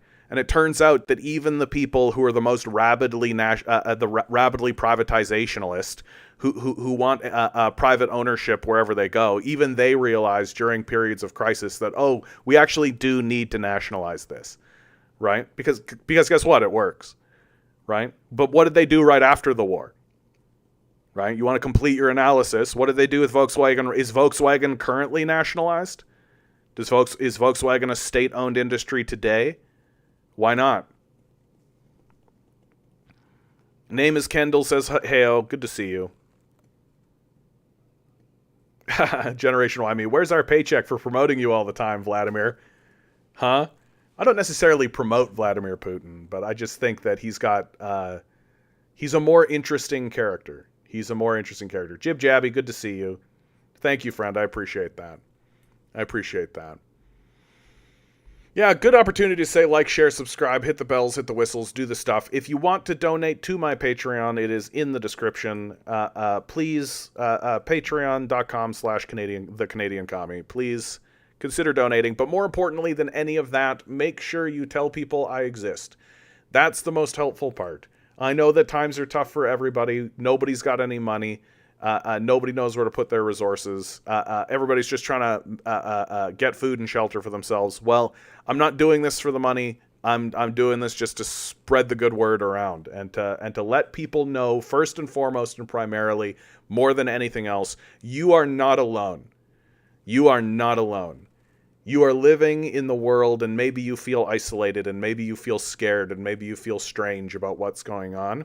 Well, there are hundreds and thousands of people out here who think the way that you are thinking, and that you are not alone, and that you can find solidarity with the people who are around you, that the system of capital is doing everything it can to keep you isolated, keep you alone, and keep you separate from people who think the way you think. So please tell people I exist. Please tell someone so that we can continue coming together in solidarity to fight this goddamn capitalist death cult. Rose writes, is it true they started drafting in Russia? That is true. They have done a spring draft. I actually have an article right here for that, and I can get a little bit more in depth if you like. This is from the South China Morning Post, so some good old CCP propaganda for you. Ukraine war, Russia to begin spring military draft amid mobilization fears. Vladimir Putin issued a decree last year that ordered the overall size of the army to be increased by 1.32 million troops from its previous level of 1.15 million. Russian men aged between 18 and 30 are eligible to be called up after lawmakers increased the upper age limit from 27 last year. Military service lasts 12 months. And of course, the United States has said that the Russian military is almost completely reconstituted. So the Russians have essentially already recovered from the Ukrainian war. And I think that's a very important thing that has happened, because Ukraine cannot do that, right? Like the Ukrainian conflict is already over. We're just waiting to see what the deal is going to look like. So we'll see exactly that. Andrew over on Twitch writes, the Ukrainian government is conducting decommunization. The communists built everything in Ukraine. Our troops decided to help. They're destroying Ukraine's power system and military plants. Yeah, I mean, it is like the classic struggle between communism and Nazism again, right? It's not exactly that, obviously, but it's definitely playing. It's like the old communist monuments are being taken down. Stepan Bandera is getting painted on everything. So, did you see what Stoltenberg says? The sooner Russia realizes it can't win against Ukraine, the sooner it can sit down and talk. What a joke. Russia has already defeated Ukraine. Like, it's already over. Like, I just think that, like, the West doesn't know what to do about it. That's the big thing. Like, it's put the leadership of the West into a major crisis. And it is a major crisis for them. Like, it's a major existential crisis. Like they have this military alliance, but they can't win wars. Right? Like, they lost this war against Russia. It's over. Right? And Macron threw his little hissy fit and said, I'm going to send troops over there. Well, he didn't. And he's not going to. Right? So he threw his little hissy fit and embarrassed himself in front of everybody. And what's the point of NATO? Like, if I'm like, not necessarily Germany, but if I'm like Hungary, if I'm like one of the ancillary ones, if I'm like Turkey, right, I'm really starting to wonder, like, what am I doing in this organization that seems to be acting very aggressive and making very aggressive decisions that continuously seem to blow up in their faces. What are we actually gaining by being a part of this organization? Like, Turkey in my mind is the big one. Like, if I'm Turkey, I'm kind of looking at NATO being like, oh man, like, oh. And if it starts to hold back their advancement in regards to their relations between Russia and China, like, I could definitely see Turkey start to make decisions in order to pivot in a different direction, especially after this loss, because it's just like a major international embarrassment, right? Like, the Ukrainian war was a disaster for everyone involved. But the most disastrous part about it, in my view, is that it led to Russia militarizing its economy, right? Which is a major disaster, no matter how you slice it. It showed Russia that it can win wars against NATO, which is a major disaster, no matter how you slice it. And then, to top it all off, it showed the entire rest of the world that United States sanctions don't matter anymore. That if you pivot towards these BRICS organizations and these trade organizations that exist outside of the international monetary system, the international system, as the United States calls it, you can just reconfigure your economy and you'll be fine. Russia's economy is better now than it was at the beginning of the war. So the United States lost on all fronts. NATO lost on all fronts. They lost militarily, they lost economically, they lost diplomatically. They lost on every single front, and they gained literally nothing. That the only thing that could be argued that got gained out of the Ukrainian war was that the United States got to bring Europe in and keep Europe away from Russia. Like, that's the win. It's just embarrassing. So I think that NATO is going to have a big existential crisis and a big discussion with itself. And then moreover, we're going through a decolonization phase where a lot of the African nations are beginning to decolonize. And most of the wealth that goes into Europe is from Africa. Right? Like, it's I love these guys that come in here and always try to argue that, well, capitalism's made people richer than ever before. It's like, no, it's stolen more wealth than ever before. It stole it from Africa and Latin America and Southeast Asia, right? And it's coming to an end. The coups are no longer working. These countries are beginning to organize themselves. They're beginning to throw out their colonizers. Right? The colonial period is going to draw to an end. And what's Europe going to do then? What's Europe going to do then? What's Europe going to do when they're no longer getting free resources from Africa? They don't have a manufacturing base. They don't produce anything. They don't make anything. What are they going to do?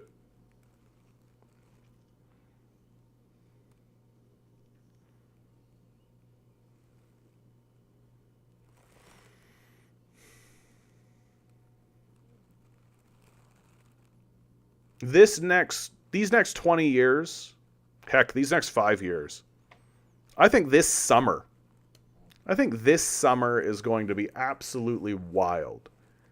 We're going to have a real wild summer, I think. Because you've got an empowered Russia. You've got a China that is that is increasing its trade and increasing its connections with the entire rest of the world, growing stronger and more powerful by the day. The United States growing more and more desperate, less rational, less sane. You've got the United States election happening in 2024. Like, the United States election, guys.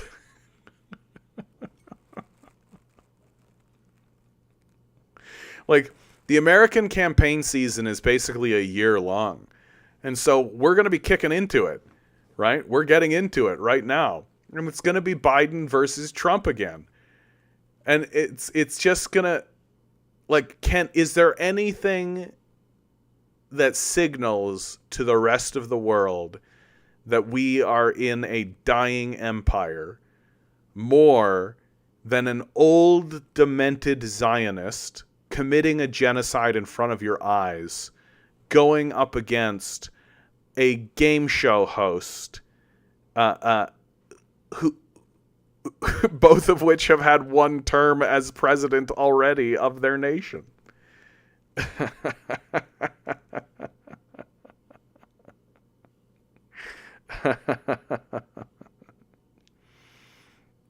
Andrew writes, yes, it's a spring draft. Enlisted men don't participate in the war effort. It's not a mobilization. Since January 1st, more than 100,000 men have voluntarily signed a contract with the army. Russia is not at war right now. This is a military operation. Yeah, I think that's like fine details, Andrew. I understand what you're saying. But I think the thing that's really interesting about what's gone on with this draft is that there doesn't seem to be much resistance within Russia. Seems like the people of Russia are like, yep, okay, there's a draft, let's go. This is what has to be done.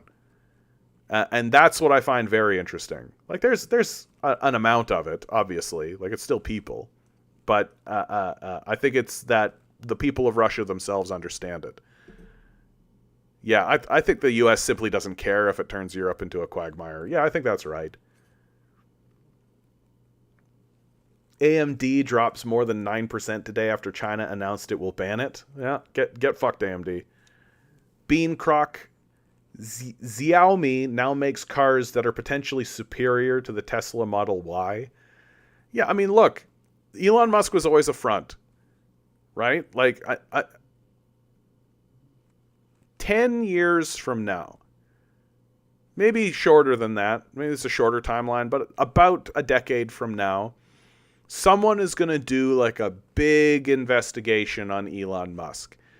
And what they're going to uncover is they're going to uncover the fact, I mean, I don't have the document, right? But it's just absolutely true, that Elon Musk was just in bed with weapons contractors in the United States military to act as a front for the United States military.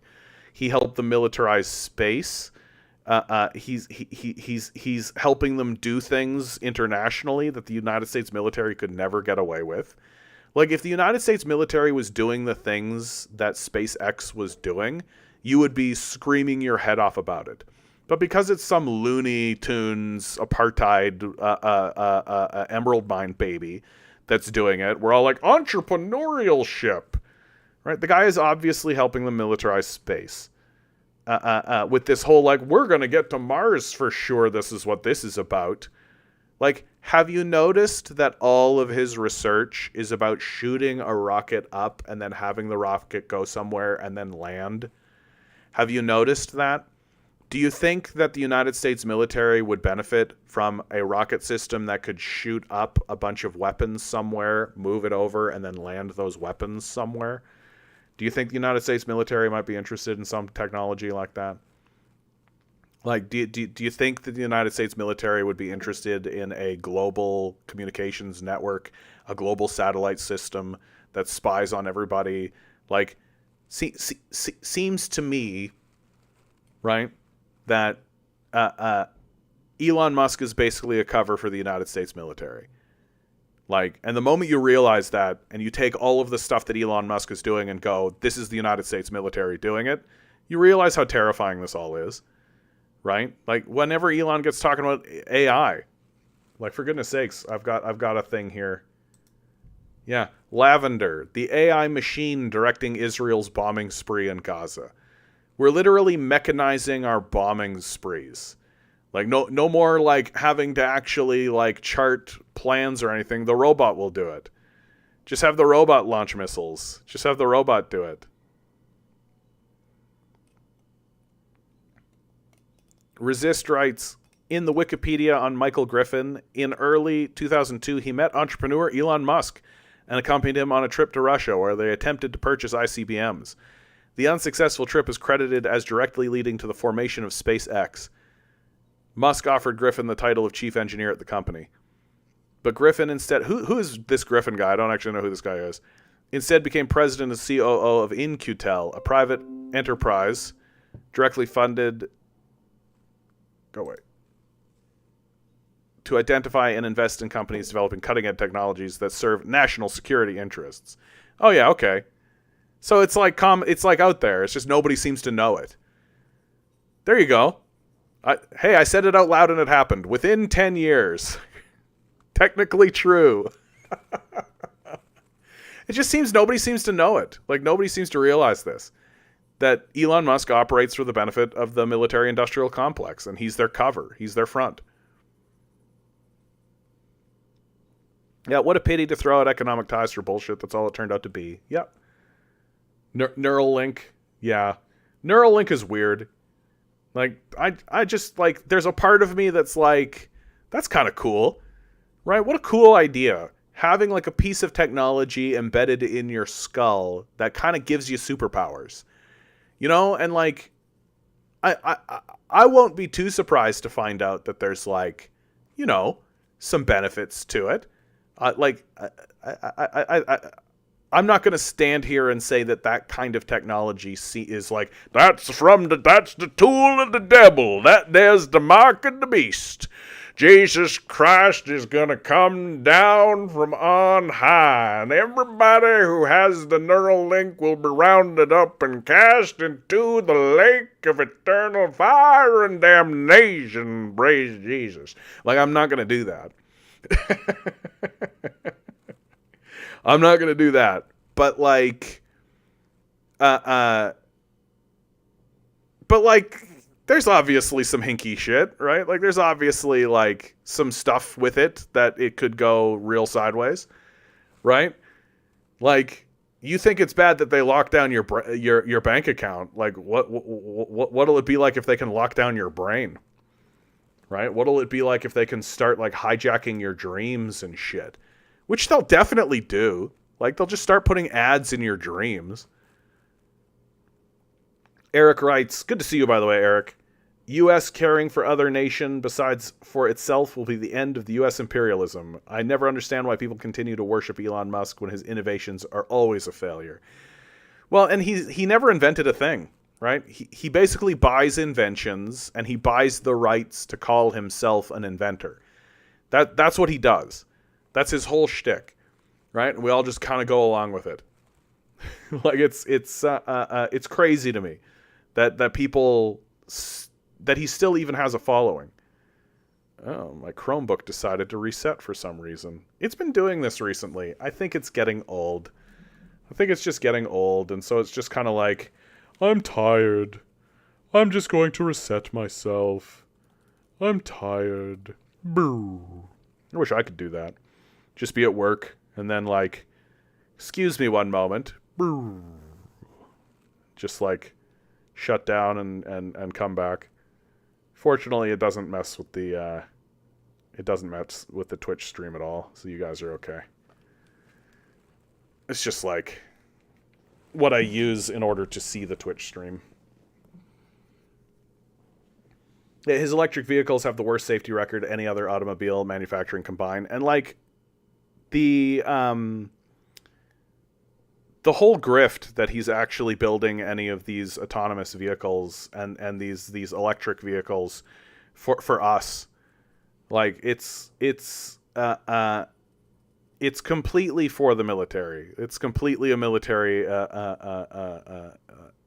apparatus and an investigation, right?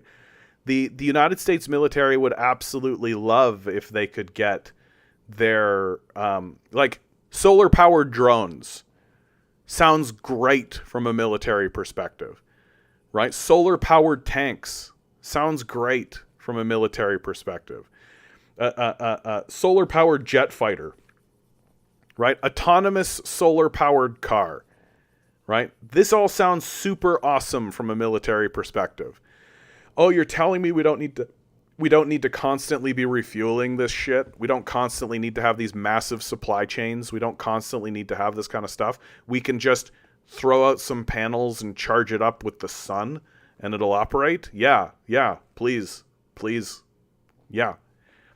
So they're using the idea that yeah, we're going to make these cars so that civilians can have access to them and everybody will have autonomous vehicles and it'll replace fossil fuel engines. So it's just a grift. It's just a grift. We don't have enough resources to do it. Right? Like, we don't have enough copper to do it. We can't replace all of the fossil fuel vehicles. Like,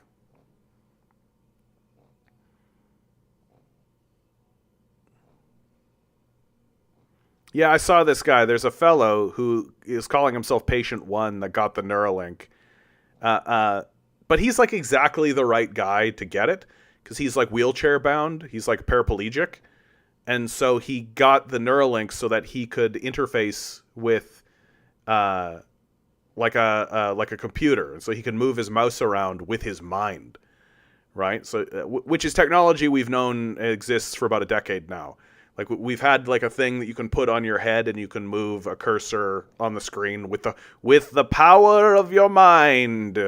Right, which is actually pretty cool, but like and so like getting a chip in this guy's head so that he can move a cursor around on a screen because he doesn't have the use of his limbs. It's like, yeah, that's like universally good. Like, I'm not gonna stand here and be like, that's a bad thing. That God wanted him to be a paraplegic and so he shall be. Like, nah.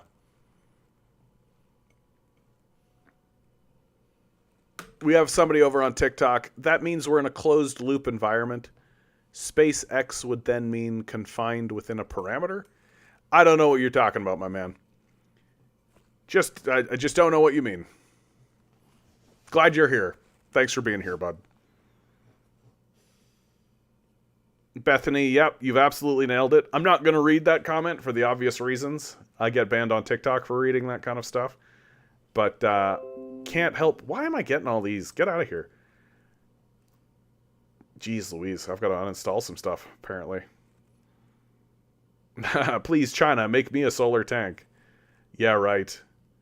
I actually think the coolest thing that the Chinese have developed is aquatic tanks. I think that's pretty cool. They revealed them on Nancy Pelosi's trip. She went to Taiwan, and the Chinese drove a bunch of tanks, aquatic tanks, along the coast right across from Taiwan, making it very clear that what they've been developing is a very clear, like, amphibious tanks that can go from the beaches of China to the beach of Taiwan in a very short period of time without needing to load them onto boats and take them off boats. That the tank is the boat. I think that's pretty cool. Like, that's pretty cool. Scary. Scary, but cool.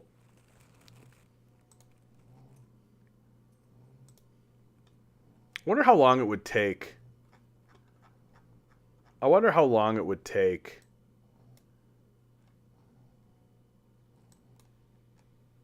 It's so close, eh?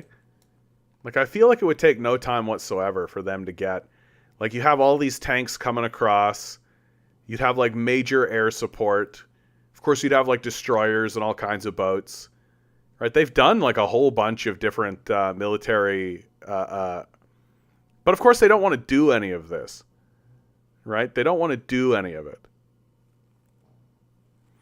Yeah, Oopzilla, Neuralink hasn't innovated anything. You are correct. The technology is already a couple of decades old, was bought from another company in the first place. I think the innovation is the installation. Like, that's the actual innovation, right? So the creepiest, weirdest part about it is what Musk and his crew can take credit for, which is taking the concept of a Neuralink, which isn't new technology, but embedding it in a person. Right? In a real, like, biblical, like, Revelations end time Mark of the Beast sort of way. Right? Really kicking up the Christians. Like, you take a look at Neuralink and you tell me that that's not the Mark of the Beast. You're wrong. Like, I'm not standing here saying that I believe in that, but I am saying that if I did, that would for sure be it. I would definitely be looking at that being like, this is the Antichrist, right? Like, that's what we're talking about, right? The Antichrist is among us. He is just yet to reveal himself. That the 10-headed monster will come out of the east, right? And the heavens will part, and Jesus shall descend with the sword coming out of his mouth. And there'll be the resounding gongs and the angels, and the seals will be broken, right? Like, it's just like right there.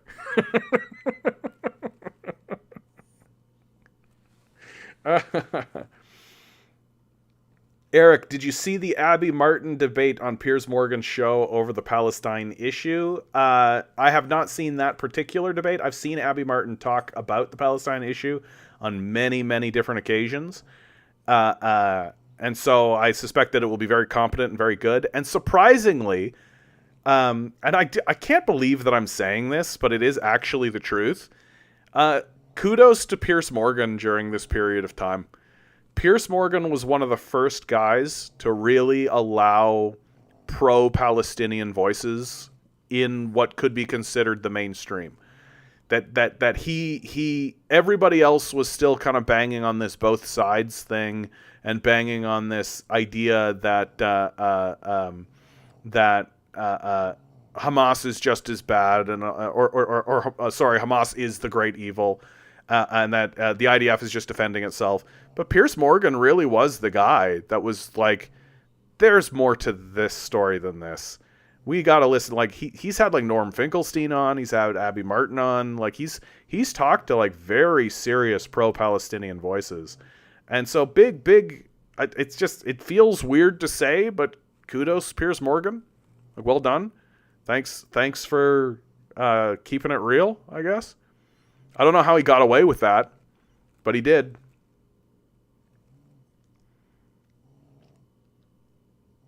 Imagine giving Elon control of your mind. Exactly. Resist says the Zionist entity pooped its pants in fear of Iranian retaliation and are interfering with GPS signals in occupied Palestine in a vain attempt to make the Iranian strikes harder to conduct. Yeah, I mean, that's a very interesting... Like, where does Iran... Like, Iran is the threat from the Israeli perspective, obviously. The Saudis have kind of withdrawn from the whole thing. Like, they're not going to get into a conflict with Iran.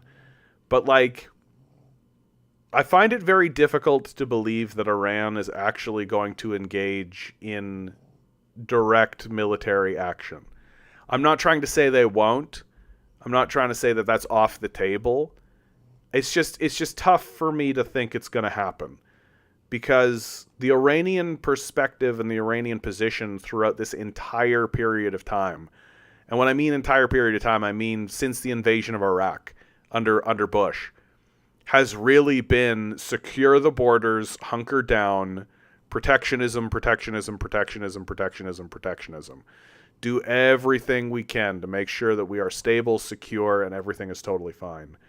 And so for it to suddenly become quite antagonistic and start striking out of its borders would be a change.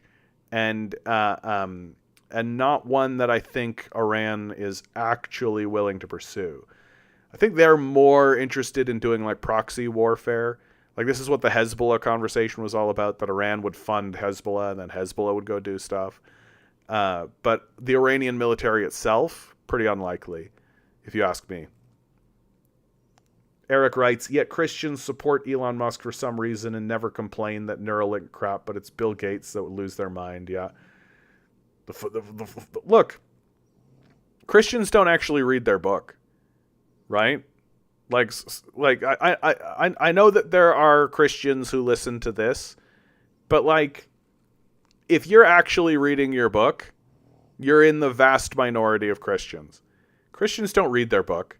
They certainly don't try to understand their book, right? They're not interested in their Christ. They don't care about what who wrote what and what was said and what time for what reason to who.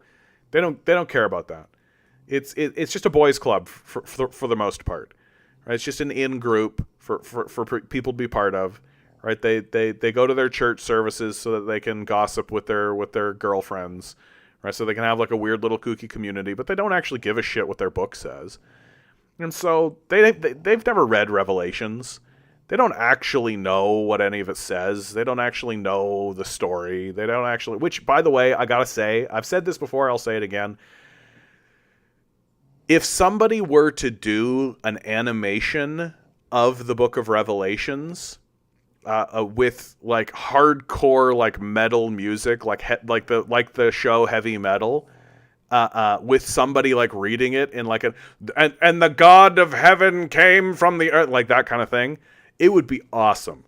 It would be so fucking kick-ass, and I think that it would do very poorly in box office. But create a cult following for sure. That's how I think it would go. And it would be sick, and it would be awesome, and I think people would watch it. Because it's metal. Like, it's absolutely metal. The Book of Revelations is absolutely bonkers. Right? Just like... Where is my Bible? I had a Bible. It was right here. Oh well. I've lost track of the good book, everybody. Where is the scripture? It's over there. That's fine. If you just open up the Book of Revelations to a random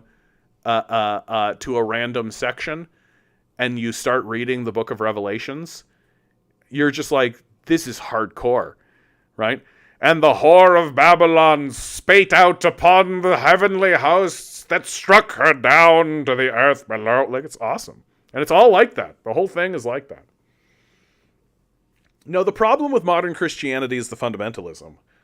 Like that we have mistaken the book and the icon for the thing itself, right? So like we've got like Jill's Beauty Essentials. Good to see you, Jill. Yeah, I read it and gave up Christianity. Yeah, because modern fundamentalism insists that it's literally true. That like I would stop reading the Bible and I would stop being a Christian too. I'm not a Christian, by the way, but I would stop being that way too if I was told the magic in this is literally true and this literally happened, right? There was literally a guy that literally walked on water and literally changed water into wine, literally, and rose from the dead and could raise people from the dead, and that literally happened, right? And if I was told to believe that, I would be like, probably not, right? Probably not. Like if I was hanging out with some friends and they started to treat Harry Potter like it was a real thing, that like behind every building there was a secret wizard cult that was deciding the fate of humanity, and there was this evil dark Voldemort that they couldn't say the name of and all this kind of stuff, and they literally thought that was literally true, I would just be like, you guys have a mental illness. This is a problem. right? But this is like a serious thing that we're supposed to actually seriously take in. Now, once you kind of understand that the books that were written are cultural documents, like if you read the Bible in the same way that you would read the works of William Shakespeare or the poems of William Blake, if you read the Bible with that intent and with that understanding that these are cultural documents that came from a group of people for a specific reason, they're very powerful. They're very, very powerful. That it's the fundamentalists that have ruined everything for everyone. And the most surprising aspect of that is that the atheists, so the people who have rejected Christianity and who have rejected the concept of God and who have rejected all of this, still read the texts from the fundamentalist perspective. So they've ceded the authority to the lunatics. They've looked at a person who's saying magic is real, and they've said, no, it isn't, and this is the only way that we can connect with it. So the the fun fact, the Book of Revelation was never meant to be read as a book, but as a music piece. That's what I said. I said that. Dude, seems awesome. Seems awesome.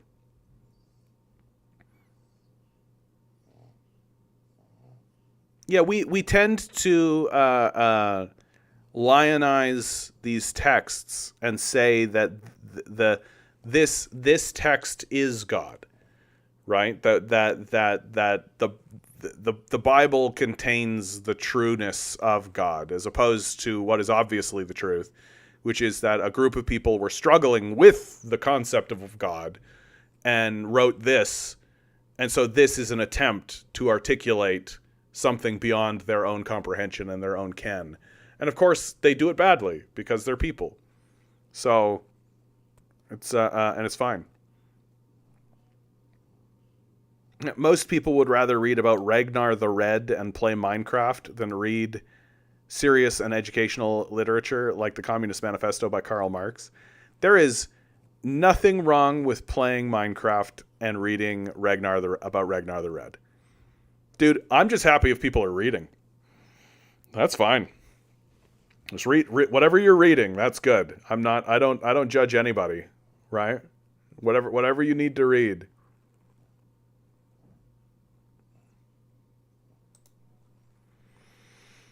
Whatever you need to read, you go ahead and read it. The captain writes, I used to be called a spawn of Satan behind my back by fellow churchgoers, so I stopped going. Well, were you? Ages 12 to 14. Yeah, that's brutal, dude. Church people can be really brutal. Jill writes, Rose writes, I look at it more metaphorically. It's more useful, comparing it to elemental energies. Yeah. Jill continues, says, exactly, Buddhism meets my spiritual needs sufficiently without all the mental gymnastics. Yeah.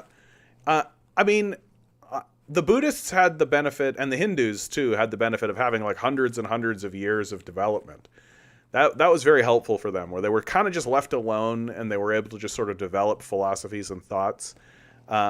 Whereas the Christians, the New Testament specifically, the New Testament was really written under duress, right? Like that's the thing about the New Testament that the Christians never really talk about and never really accept, is that like it's really difficult to build like succinct moral philosophies while your leadership is being crucified, you know?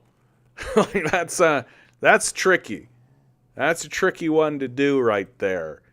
And because the story of Christ is fundamentally a story of a man who stood up against an empire with a message of peace and community. Give your money to the poor, love your neighbor as yourself, love the Lord your God with all your heart, and ends up getting crucified for it. Like, that's the message of Christianity is very clearly an anti-imperial, anti-empire message. No doubt. And Christ was saying things like, don't build up treasures on earth, build up treasures in heaven. Like, it was a very anti-consumerist, anti-materialist message. And I think it resonates in today's world. I think that we're living in kind of like a neo-Roman empire. We haven't started publicly crucifying people, but we'll get there. And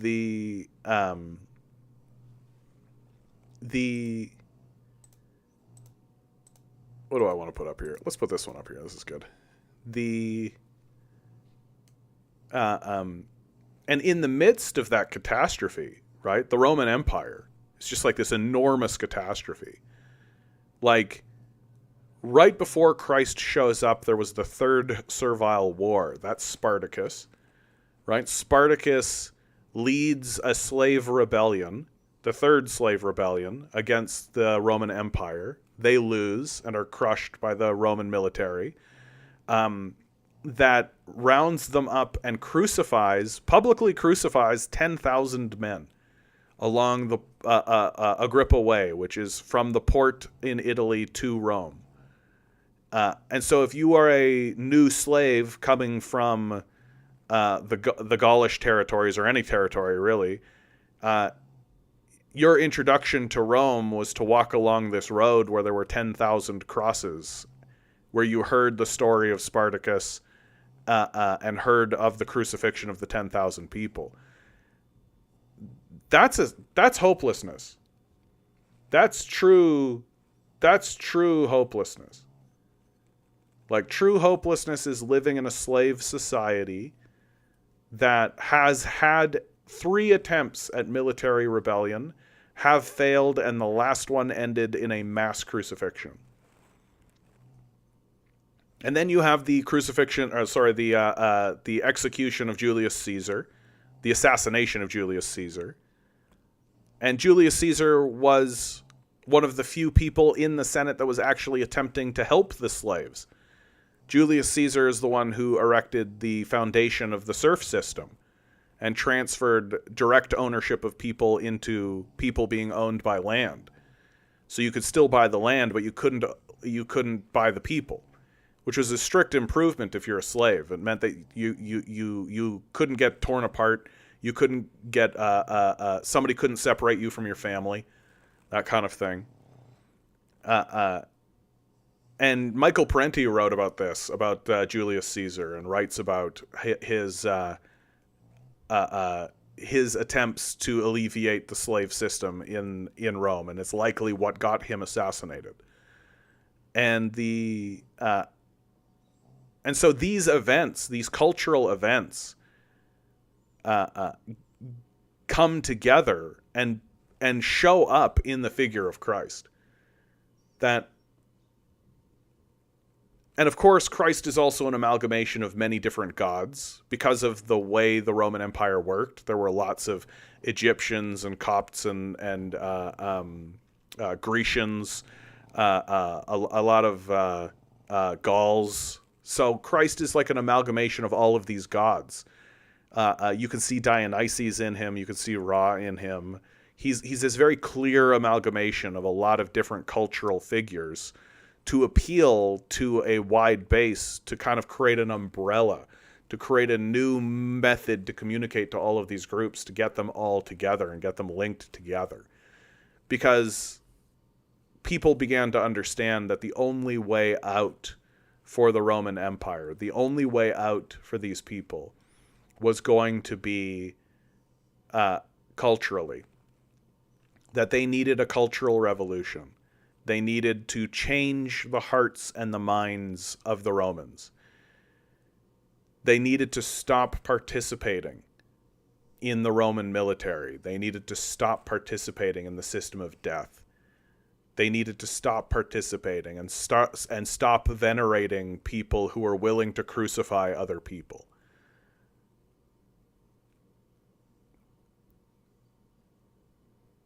And it's no small victory, I think, that the story of Christ is used as the reason for why crucifixion is banned across the Western world. that there's power in that story, and there's power in that literature, and there's something there for us to keep hold of. And it's not because magic is real and Christ is coming back at any moment, but because those are the stories of a people in a deep suffering. Those are the stories of a people who understood firsthand the true naked face of an empire, and the true naked face of what rich people are willing to do and the lengths that they're willing to go in order to maintain and secure their power for themselves. That the story of Christ is not a powerful story because Jesus Christ is a wizard that's coming back to split people up and all of this. It's a powerful story because Jesus Christ stands as a victim of what we would call capitalism, and a victim of empire and imperial power and wealth. And if we can read the story of Christ and empathize with him, that we can empathize with today's victim of imperial capitalism. That's the power of the story of Christ. Not magic.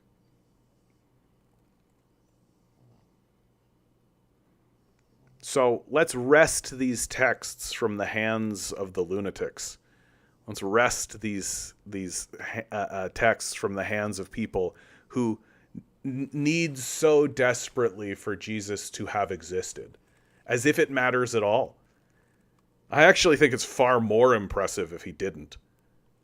Can you imagine? He just didn't exist, and we're all just like talking about him still? That's crazy. That's crazy.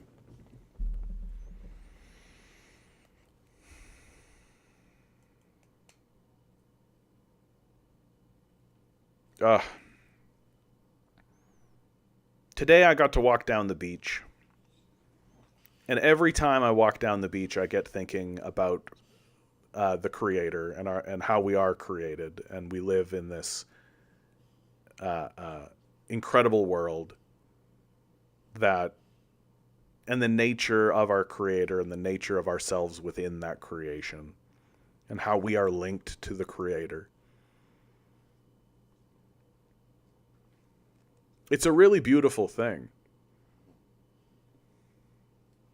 It's a really beautiful thing to think about the nature of your creation and the nature of how you exist within creation.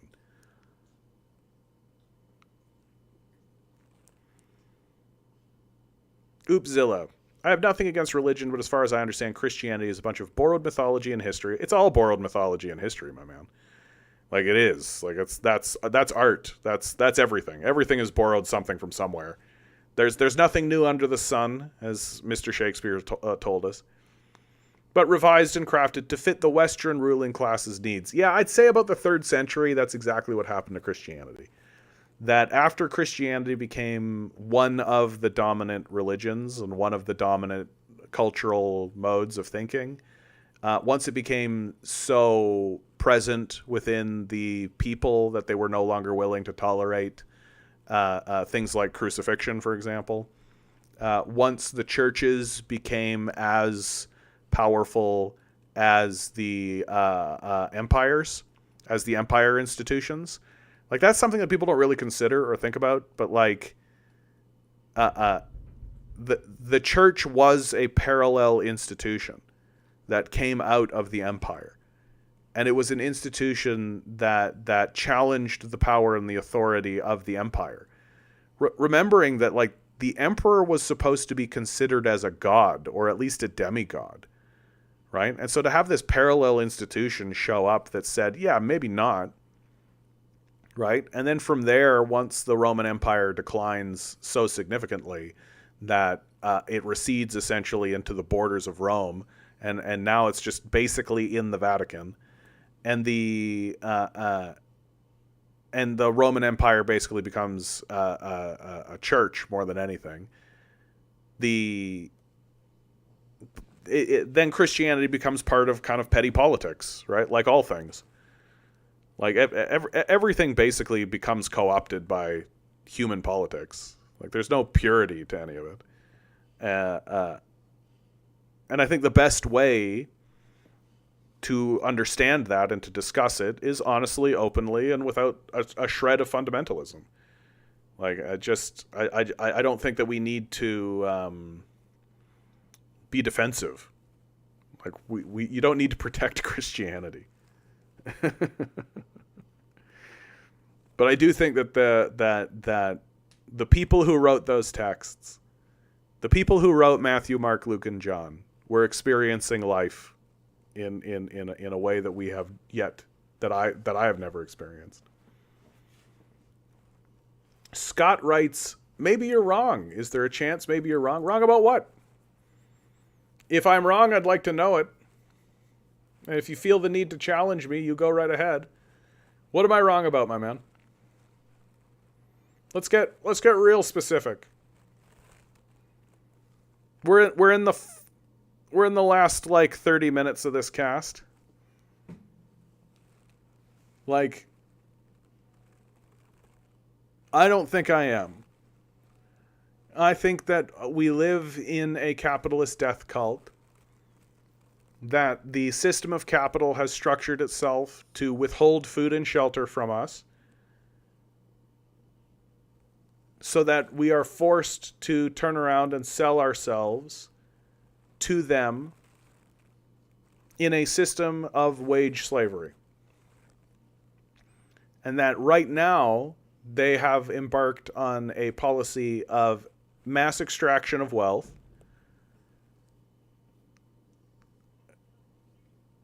followed up by a policy of abandonment. And it's after that abandonment occurs that the only money they will be willing to spend taking care of us will be through police. That's the only money that they're willing to spend anymore, is on cops in order to protect their assets from us. So, if at any point any of that sounds wrong to you, well,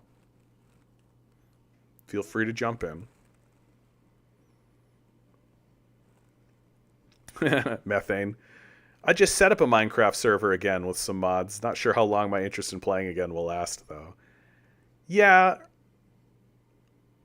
Minecraft is charming.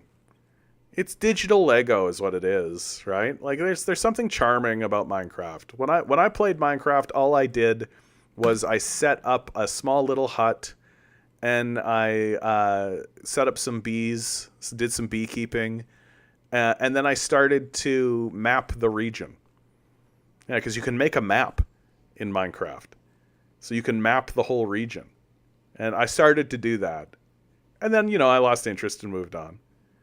And I'll never forget that my little nephew, he was into Minecraft too, and so he came into the server.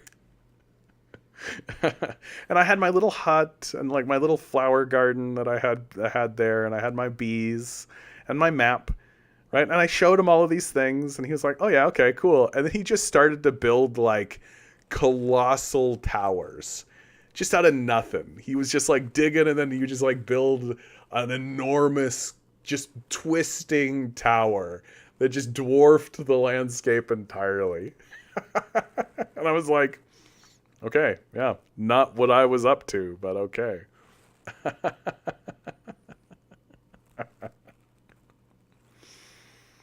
Oh yeah, Minecraft with world edit. Yeah, you just get to do what you like. I think that Minecraft is more interesting in like a survivalist sort of way. But like there is like a loose game there where you like have to like summon something, or you go into like the nega zone or something, but it's not like explicit. You got to kind of search the game out. And I think my favorite thing that I've ever seen with Minecraft is that people do Minecraft speedrunning, which I'm just like, that's crazy. Minecraft speedrunning. Although I love speedruns. Anytime I like a game, I immediately look up the speedrun of it, because speedrunning is just like, I don't know what it is about speedrunning, but it's just Oh yeah, this was the article that I was looking for. I was looking for this article. So I'm going to pivot dramatically. This article came out April 4th. Just 57 companies linked to 80% of greenhouse gas emissions since 2016. Analysis reveals many big producers increased output of fossil fuels and related emissions in 7 years after Paris climate deal. A mere 57 oil, gas, coal, and cement producers are directly linked to 80% of the world's global fossil CO2 emissions since the 2016 Paris Climate Agreement. This powerful cohort of state-controlled corporations and shareholder-owned multinationals are the leading drivers of the climate crisis, according to the Carbon Majors database, which is compiled by world-renowned researchers. Although government pledged in Paris to cut greenhouse gases, the analysis reveals that most mega producers increased their output of fossil fuels and related emissions in the 7 years after that climate agreement, compared with the 7 years before. In the database of 122 of the world's biggest historical climate polluters, the researchers found that 65% of state entities and 55% of private sector companies had scaled up production. During this period, the biggest investor-owned contributor to emissions was ExxonMobil of the United States, which was linked to 3.6 gigatons of CO2 over 7 years, or 1.4% of the global total. Close behind were Shell, BP, Chevron, and Total Energies, each of which was associated with at least 1% of global emissions. You know, when it comes to this kind of story, look, if it had have been the case that these guys were polluting, right? These guys were polluting. If it had have been the case that they were polluting and spewing this shit out, and then they did their own studies and went, oh snap, oh goodness, oh dearie me. Oh goodness, it turns out that the thing that we're doing is causing this pollution and it's a big problem. We've got to do something about this. Oh dearie me. And they had have actually informed the populace, and they had have actually gone to the government and been like, hey, looks like this is what's going on. This is actually a serious problem. We should do something about it. Then I would be looking at these guys and I would be saying, oh yeah, okay. Yeah, look, the model works, right? The private model works. Look, privatization, obviously it works. They located a problem, they addressed the problem, they brought it forward, and they worked with government institutions, they worked with the populace in order to resolve the problem, right? Instead of that, they all collectively funded misinformation campaigns, climate change denialism, to obfuscate and confuse the public on the issue, like the tobacco industry did with cigarettes, right? And it's going to result in a massive major crisis. Lots of people are going to die. These guys should go to jail. Their model should be considered an abject, total, complete failure. Nobody should defend it. There should be literally nobody defending this system of private capital, given its overwhelming, obvious failures that are directly in front of us, very, very clearly and cleanly. The people who are defending it, we get to treat them like they're nuts. Like there's flat earthers out there. This is no different. And the people who are responsible for the climate change catastrophe, ExxonMobil, Shell, BP, all of those people should be incarcerated. All of them should be treated as war criminals. All of their assets should be seized. All of their bank accounts should be seized. And they should be locked away and then subsequently forgotten about, while we deal with the consequences of their evil actions. Like, if there is an indictment of finance capital, this is it, certainly. And it will get extremely obvious. So obvious that the people who are still standing up to defend it will just understand that they're Yahtzees. We'll just understand what game they're playing. Because they're going to be mass murdering psychopaths. And it's going to be very clear. Mikhail, good to see you.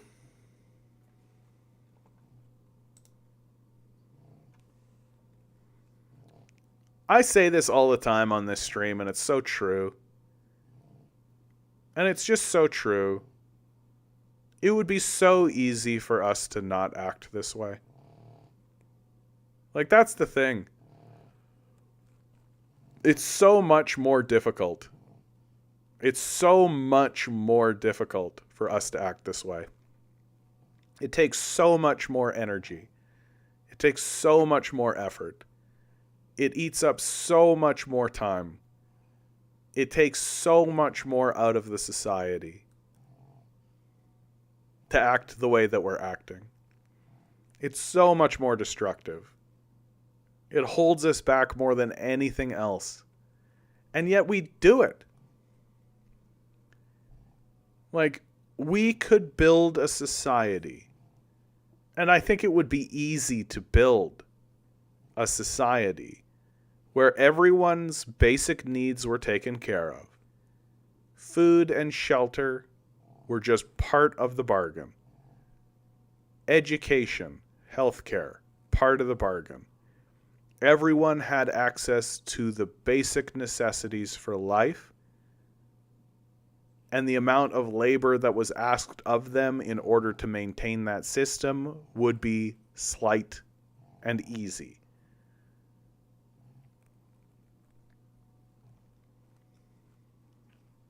Instead of that, we've gone off the rails with this manic worship of money. That we worship money. And we treat money as if it is a god and as if it is an end in and of itself.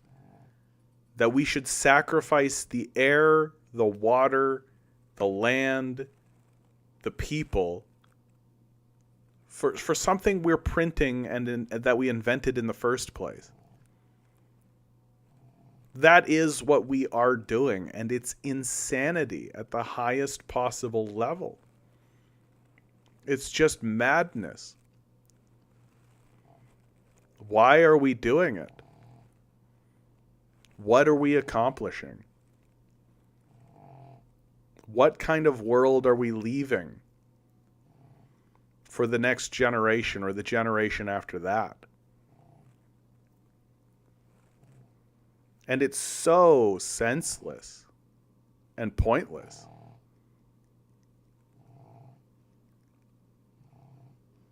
This is why I have no love whatsoever for people who get talking about how, like, we need to raise productivity. No, we don't. We certainly do not need to raise productivity because everything we do is a disaster. We need to be absolutely declining our productivity. Absolutely. We need to sit in the corner and think about what it is we've done. We need to stop participating. Like, we need to stop doing stuff. Because I don't think we're capable of doing things correctly. I don't think we're intelligent enough. I don't think we're wise enough. We need to sit in the corner and just think. That's what we need to do. The captain says, "Can I tell you something?"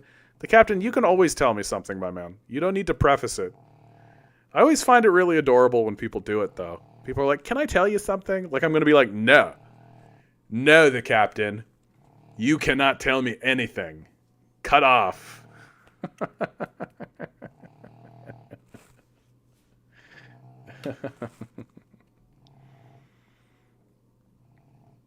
I would just love to live in a society where there were no homeless. I would love to live in a society where I knew that everybody was taken care of. Every single time I walk down into the beaches where I live, there's a small group of locals. There's one woman in particular who gets me every time. She's just a small little old lady. And she sits in front of the bank on a little chair.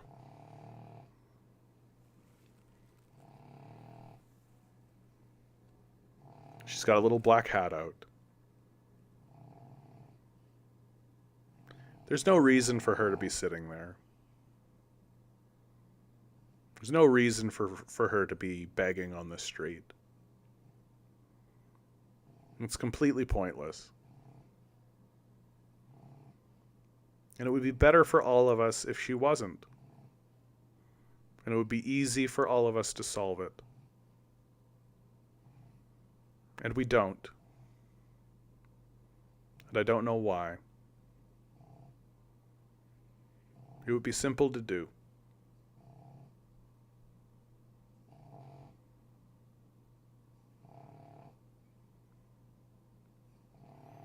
The captain writes, more and more I do believe that the baby boomers have had the mindset of abundance, and let's let the people who come after us, millennials and Gen Z, worry. I mean, I think that I'm not big on boomer demonization. I'm guilty of doing it in the past, but I'm not really big on it. Because I think that from the boomer perspective, like, a lot of these boomers are just like my dad literally did not have electricity. Like, he doesn't really get what people are griping about. He's like, look at the wonders that you have. Look at what you've got. Look at the insane technology you have. Like, why are you guys all so fucking miserable? Right? Like, they don't really understand the system that has been erected while they've been, enjoying their toys. They don't really get it. And I don't think they are going to get it. You've got a lot of these boomers who have this like entrepreneurial, rugged, because like especially if you're coming out of the prairie provinces like I come out of, like, that's all there was, right? There weren't these big corporate entities. There wasn't this big corporatization that had existed in this big, massive scale as it does today. Like, it was literally like you just do stuff. Right? And there was no government regulation, so you just did what you thought was the thing to do. Right? And if nobody did that, then there would be nothing that would happen. So that's what everybody did. And so, of course, they like valorize it, and they treat it like it's this like entrepreneurial, this is a man working with his hands, going out there doing hard work, hard days work, good days pay, right? Like that kind of way of talking. And they just don't understand what has happened in their society. Like, they just don't understand it. Like straightforwardly and literally, they do not understand what has occurred, because they're taking the vast bulk of the wealth that they have, building like a palace around them, filling it with doodads and baubles and junk, and then just like going to church and like having like church services and church groups and stuff, right? And they're living like a fine life, and they're confused why you can't. Well, you just need a job, just walk into a place, shake a guy's hand. Right? It is total detachment, but it's not really their fault. Like, they just kind of stopped paying attention. They just kind of stopped paying attention. And they have their economic situation in hand. So when they go vote and when they support politics, they don't vote along economic lines, right? That's not what drives them to support political parties. That's not what drives them to support, because they already have money. So as long as it's not take my money away, right? Then so what are they voting for?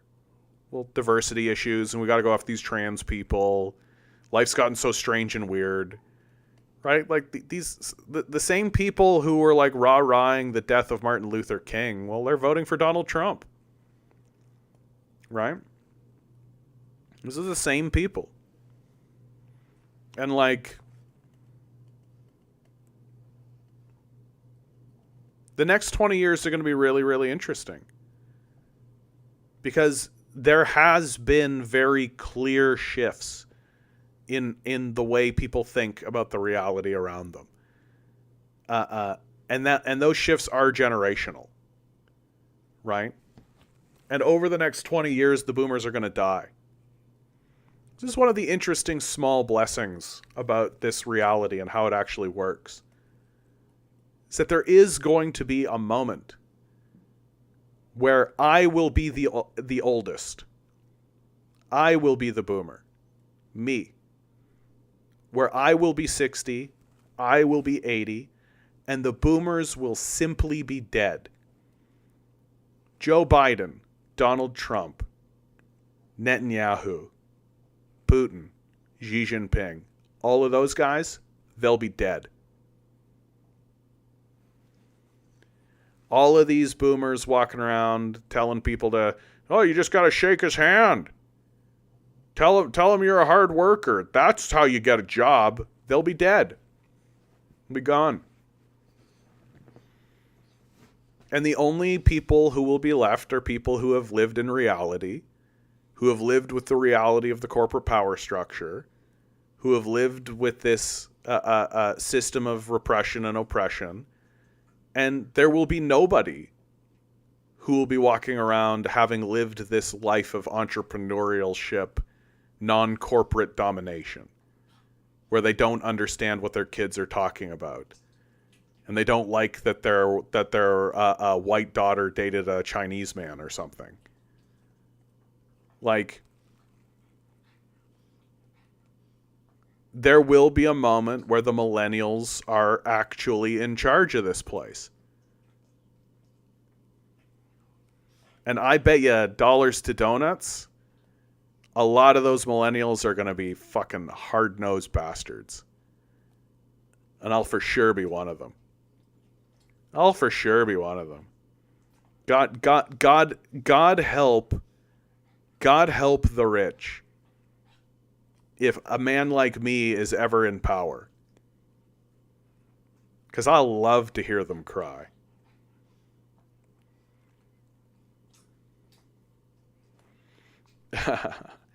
The captain, this is getting philosophical. When you put it like that, it goes deep. Has me holding onto my chair, heart racing. Oh, well, I'm having an impact.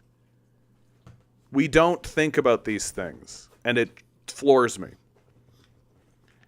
It floors me that we do not think about these things. That people die. That we die. That we're temporary. That we're randomly generated life forms in a randomly generated location on a randomly generated rock, randomly floating in Earth, and nobody seems to give a shit about it. And I'm like, what are you talking about? How is it that that's not the number one thing that we're constantly always talking about? How is it that we're not constantly? How is it not front page news at least once a week that we're having a discussion about the nature of our reality? Do I believe there will be another existence? Like, do I believe in the afterlife? Not really. Like, I mean, look, I think that we're all part of a big, grand system. That the grandness of the system is obvious and it's right in front of you. That I think that we are part of a living organism. That when people talk about God, for example, they use this language, does God exist? And then they externalize God and pretend like it's a man in the clouds. And so, of course, you can deny that. It's easy to be an atheist if that's your definition and that's the way you understand things. But I've always understood that the better question to ask is the universe alive? And of course it's alive. You're alive, you're in it, you're part of the universe. The universe has to be as alive as you are. By definition, it has to be. And there's a lot of us, so the universe has to be as alive as all of us. And that we are part of the universe, and the universe is part of us, and we are collectively together a living organism attempting to build and make sense of what it is we are. We are God attempting to discover itself. And we're doing a pretty bad job of it. We're doing a pretty goddamn bad job of it, if you ask me. That we could be doing a way better job of it. Of actually asking one another, what the fuck is this? What are we here for? What is this for? Do you actually genuinely believe that you're here to wake up every single day, go to a job you hate for a person you've never met, go home, cry about it, go to sleep, masturbate, wake up, do it again? Like, is that what you actually think life is supposed to be? Do you actually think that the grand force of design, of creation spawned the universe, created suns and black holes and solar systems and stars and galaxies, and on one of the rocks that exist spawned life, a literal fucking miracle in and of itself, even if you're an atheist scientist? It's a breathtaking thing that we're witnessing. Life spawning from one of these floating rocks in the middle of the universe for fuck all who knows why. Generation after generation just evolving from monkeys and growing and building empires and collapsing empires and war and desolation and destruction and all of that, so you can just sit in front of a screen pinging up invisible dollars for a guy you'll never meet. It's insane. It's the craziest thing I've ever heard of in my life, and we do it every fucking day. I don't know how we manage it. I don't know how people don't go insane. I don't know how everybody keeps it together, given the just absolute manic, ridiculous stupidity of it. It's just gotta be that people are just living in this just reduced state where they're basically a talking monkey. It's the only thing that makes any sense to me.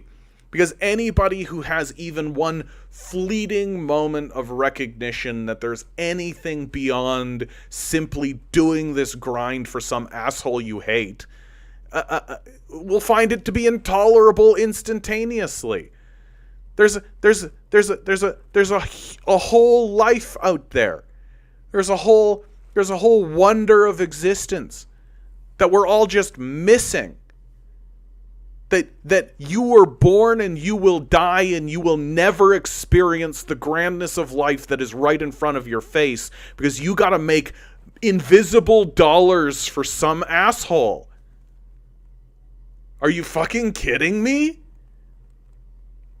That's what it's all about? Get the fuck right out of here. And there's a little part of me that genuinely believes that the force of creation that underpins this reality is getting pretty fucking tired of it. That the underpinning of reality is thinking to itself, I created this reality so that these dumb monkeys could figure something out about it.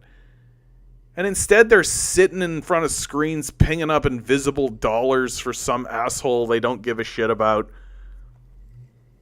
You know what I'm going to make them do? I'm going to make them make robots. And then I'm going to wipe them out. And I'll just get the robots to do it. Sure, it'll be a little less emotional. There'll be less of the emotional aspect of it, but at least they'll get something done. And at least they'll take it seriously. At least they'll look at one another. Like, the robots will look at one another and be like, what do you think this is? What do you think reality is? Let's have a serious, robust discussion about the nature of reality. Hey, do you think it's a good idea to dig into the planet and extract resources and then burn them if it's a living organism? Maybe we should be more delicate, do you think? Hey, do you think if we start acting like a cancer cell, maybe the system will start treating us like a cancer cell?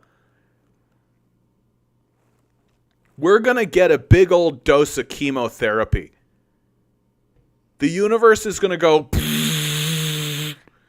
and just blast the shit out of us. And all that will remain will be these little robots going around that might actually do something useful.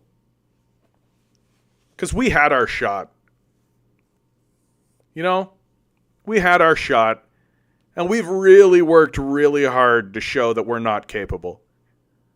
And we're not interested in being capable. We're mainly interested in wasting our fucking time on systems that despise us. To destroy the creation that our creator put in front of us. Like, we straight up are spawning into gardens where food is just being spit at us, and then we put a fence around it and charged for entry. That's the fucking stupidest shit I've ever seen of in my life.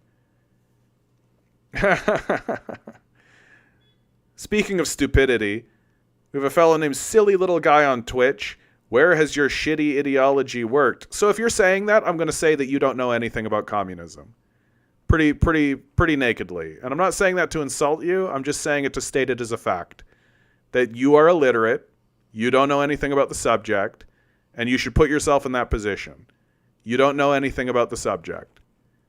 And you'd be better off if you just admit it now. Like, it's okay to have opinions, but you should know something about the subject before you have opinions. So to actually answer the question,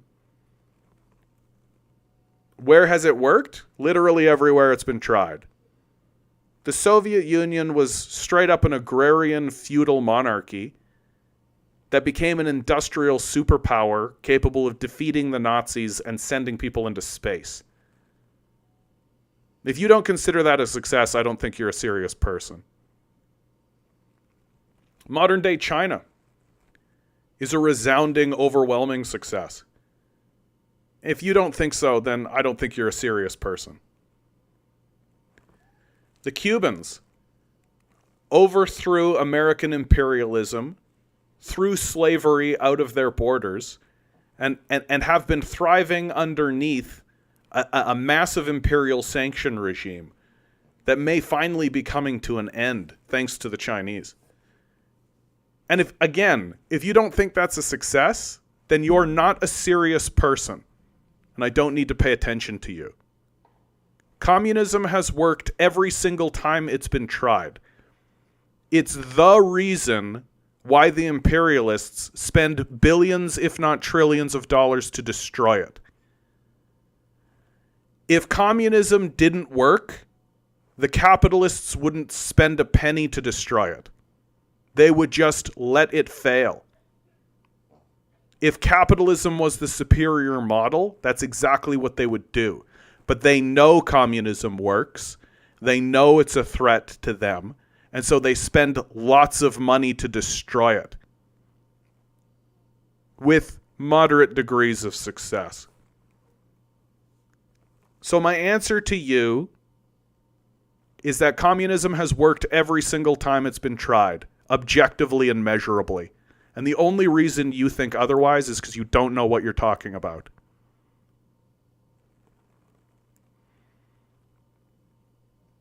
The captain continues, this year I actually saw a video somewhere, can't find it. I'm always like that. I see something and then like years later or a week later, I'm like, I wish I'd have saved it. Had to do with robots and AI and evolution of civilizations beyond us, eventually inventing technology far more capable than our understanding can even reach, and that it would break a limit and revive things long lost, and maintaining a living space that grew far, far beyond Earth. Oh yeah. That just sounds like some like science fiction right there. Like, yeah. DM writes, we were brainwashed by the sociopathic capitalist system. We live in a world full of zombies. And I think it's stopping, right? Like the capitalism no longer has the credibility it once had. And now we're just kind of dealing with people who have been heavily propagandized and who don't, who seem to still think that the CIA isn't lying to them.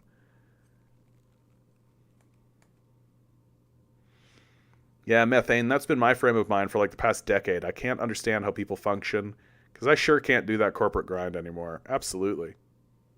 Absolutely. Like, and I don't understand the point of it. What's the purpose? Well, you want to get your Bugatti? Like, I guess. Like, it's just so childish, you know? There's a real childishness in the society right now where everyone is angry and upset and frustrated, and instead of pointing at the thing that's causing them the problem, they're taking it out on each other. And it seems like that's easy to do, right? You just stoke misogyny, stoke xenophobia, stoke immigration concerns, and we just fall for it. It's just easy. Because we're just naturally monkeys. Right? Like we're just basically monkeys. We have the capacity to be more than monkeys, but that requires a bit of effort. And most of us don't put that effort in. And we're not trained to be better than that, for the most part. We're not actually educated. We're not actually informed. We don't actually get taught anything that matters.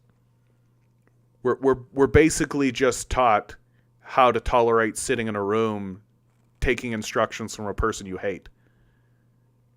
And that's considered success. Just do what you're told, get a good grade, move on. Andrew writes, I was born in the Soviet Union in Russia in the late 80s. They tried to make a good person out of every idiot. Now capitalism is trying to make all people idiots. Yeah.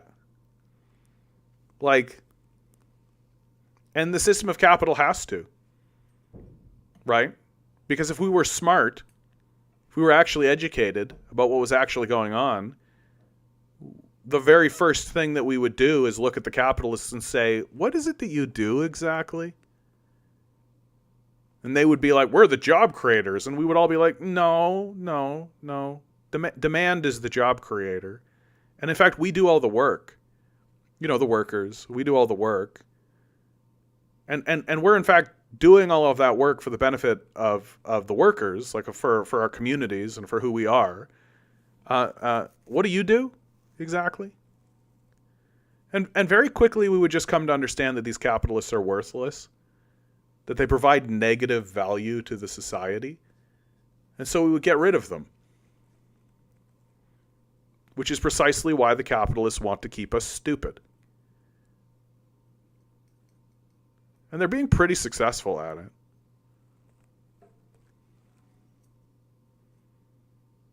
All right, I'm going to call this one. Always remember, guys, each and every one of you is a quantum being, walking around in quantum energy. These billionaires are spending hundreds of billions of dollars in the hopes you'll never realize it. You'll just stay the good little commodity they need you to be. Rebel. Revolt. Repent.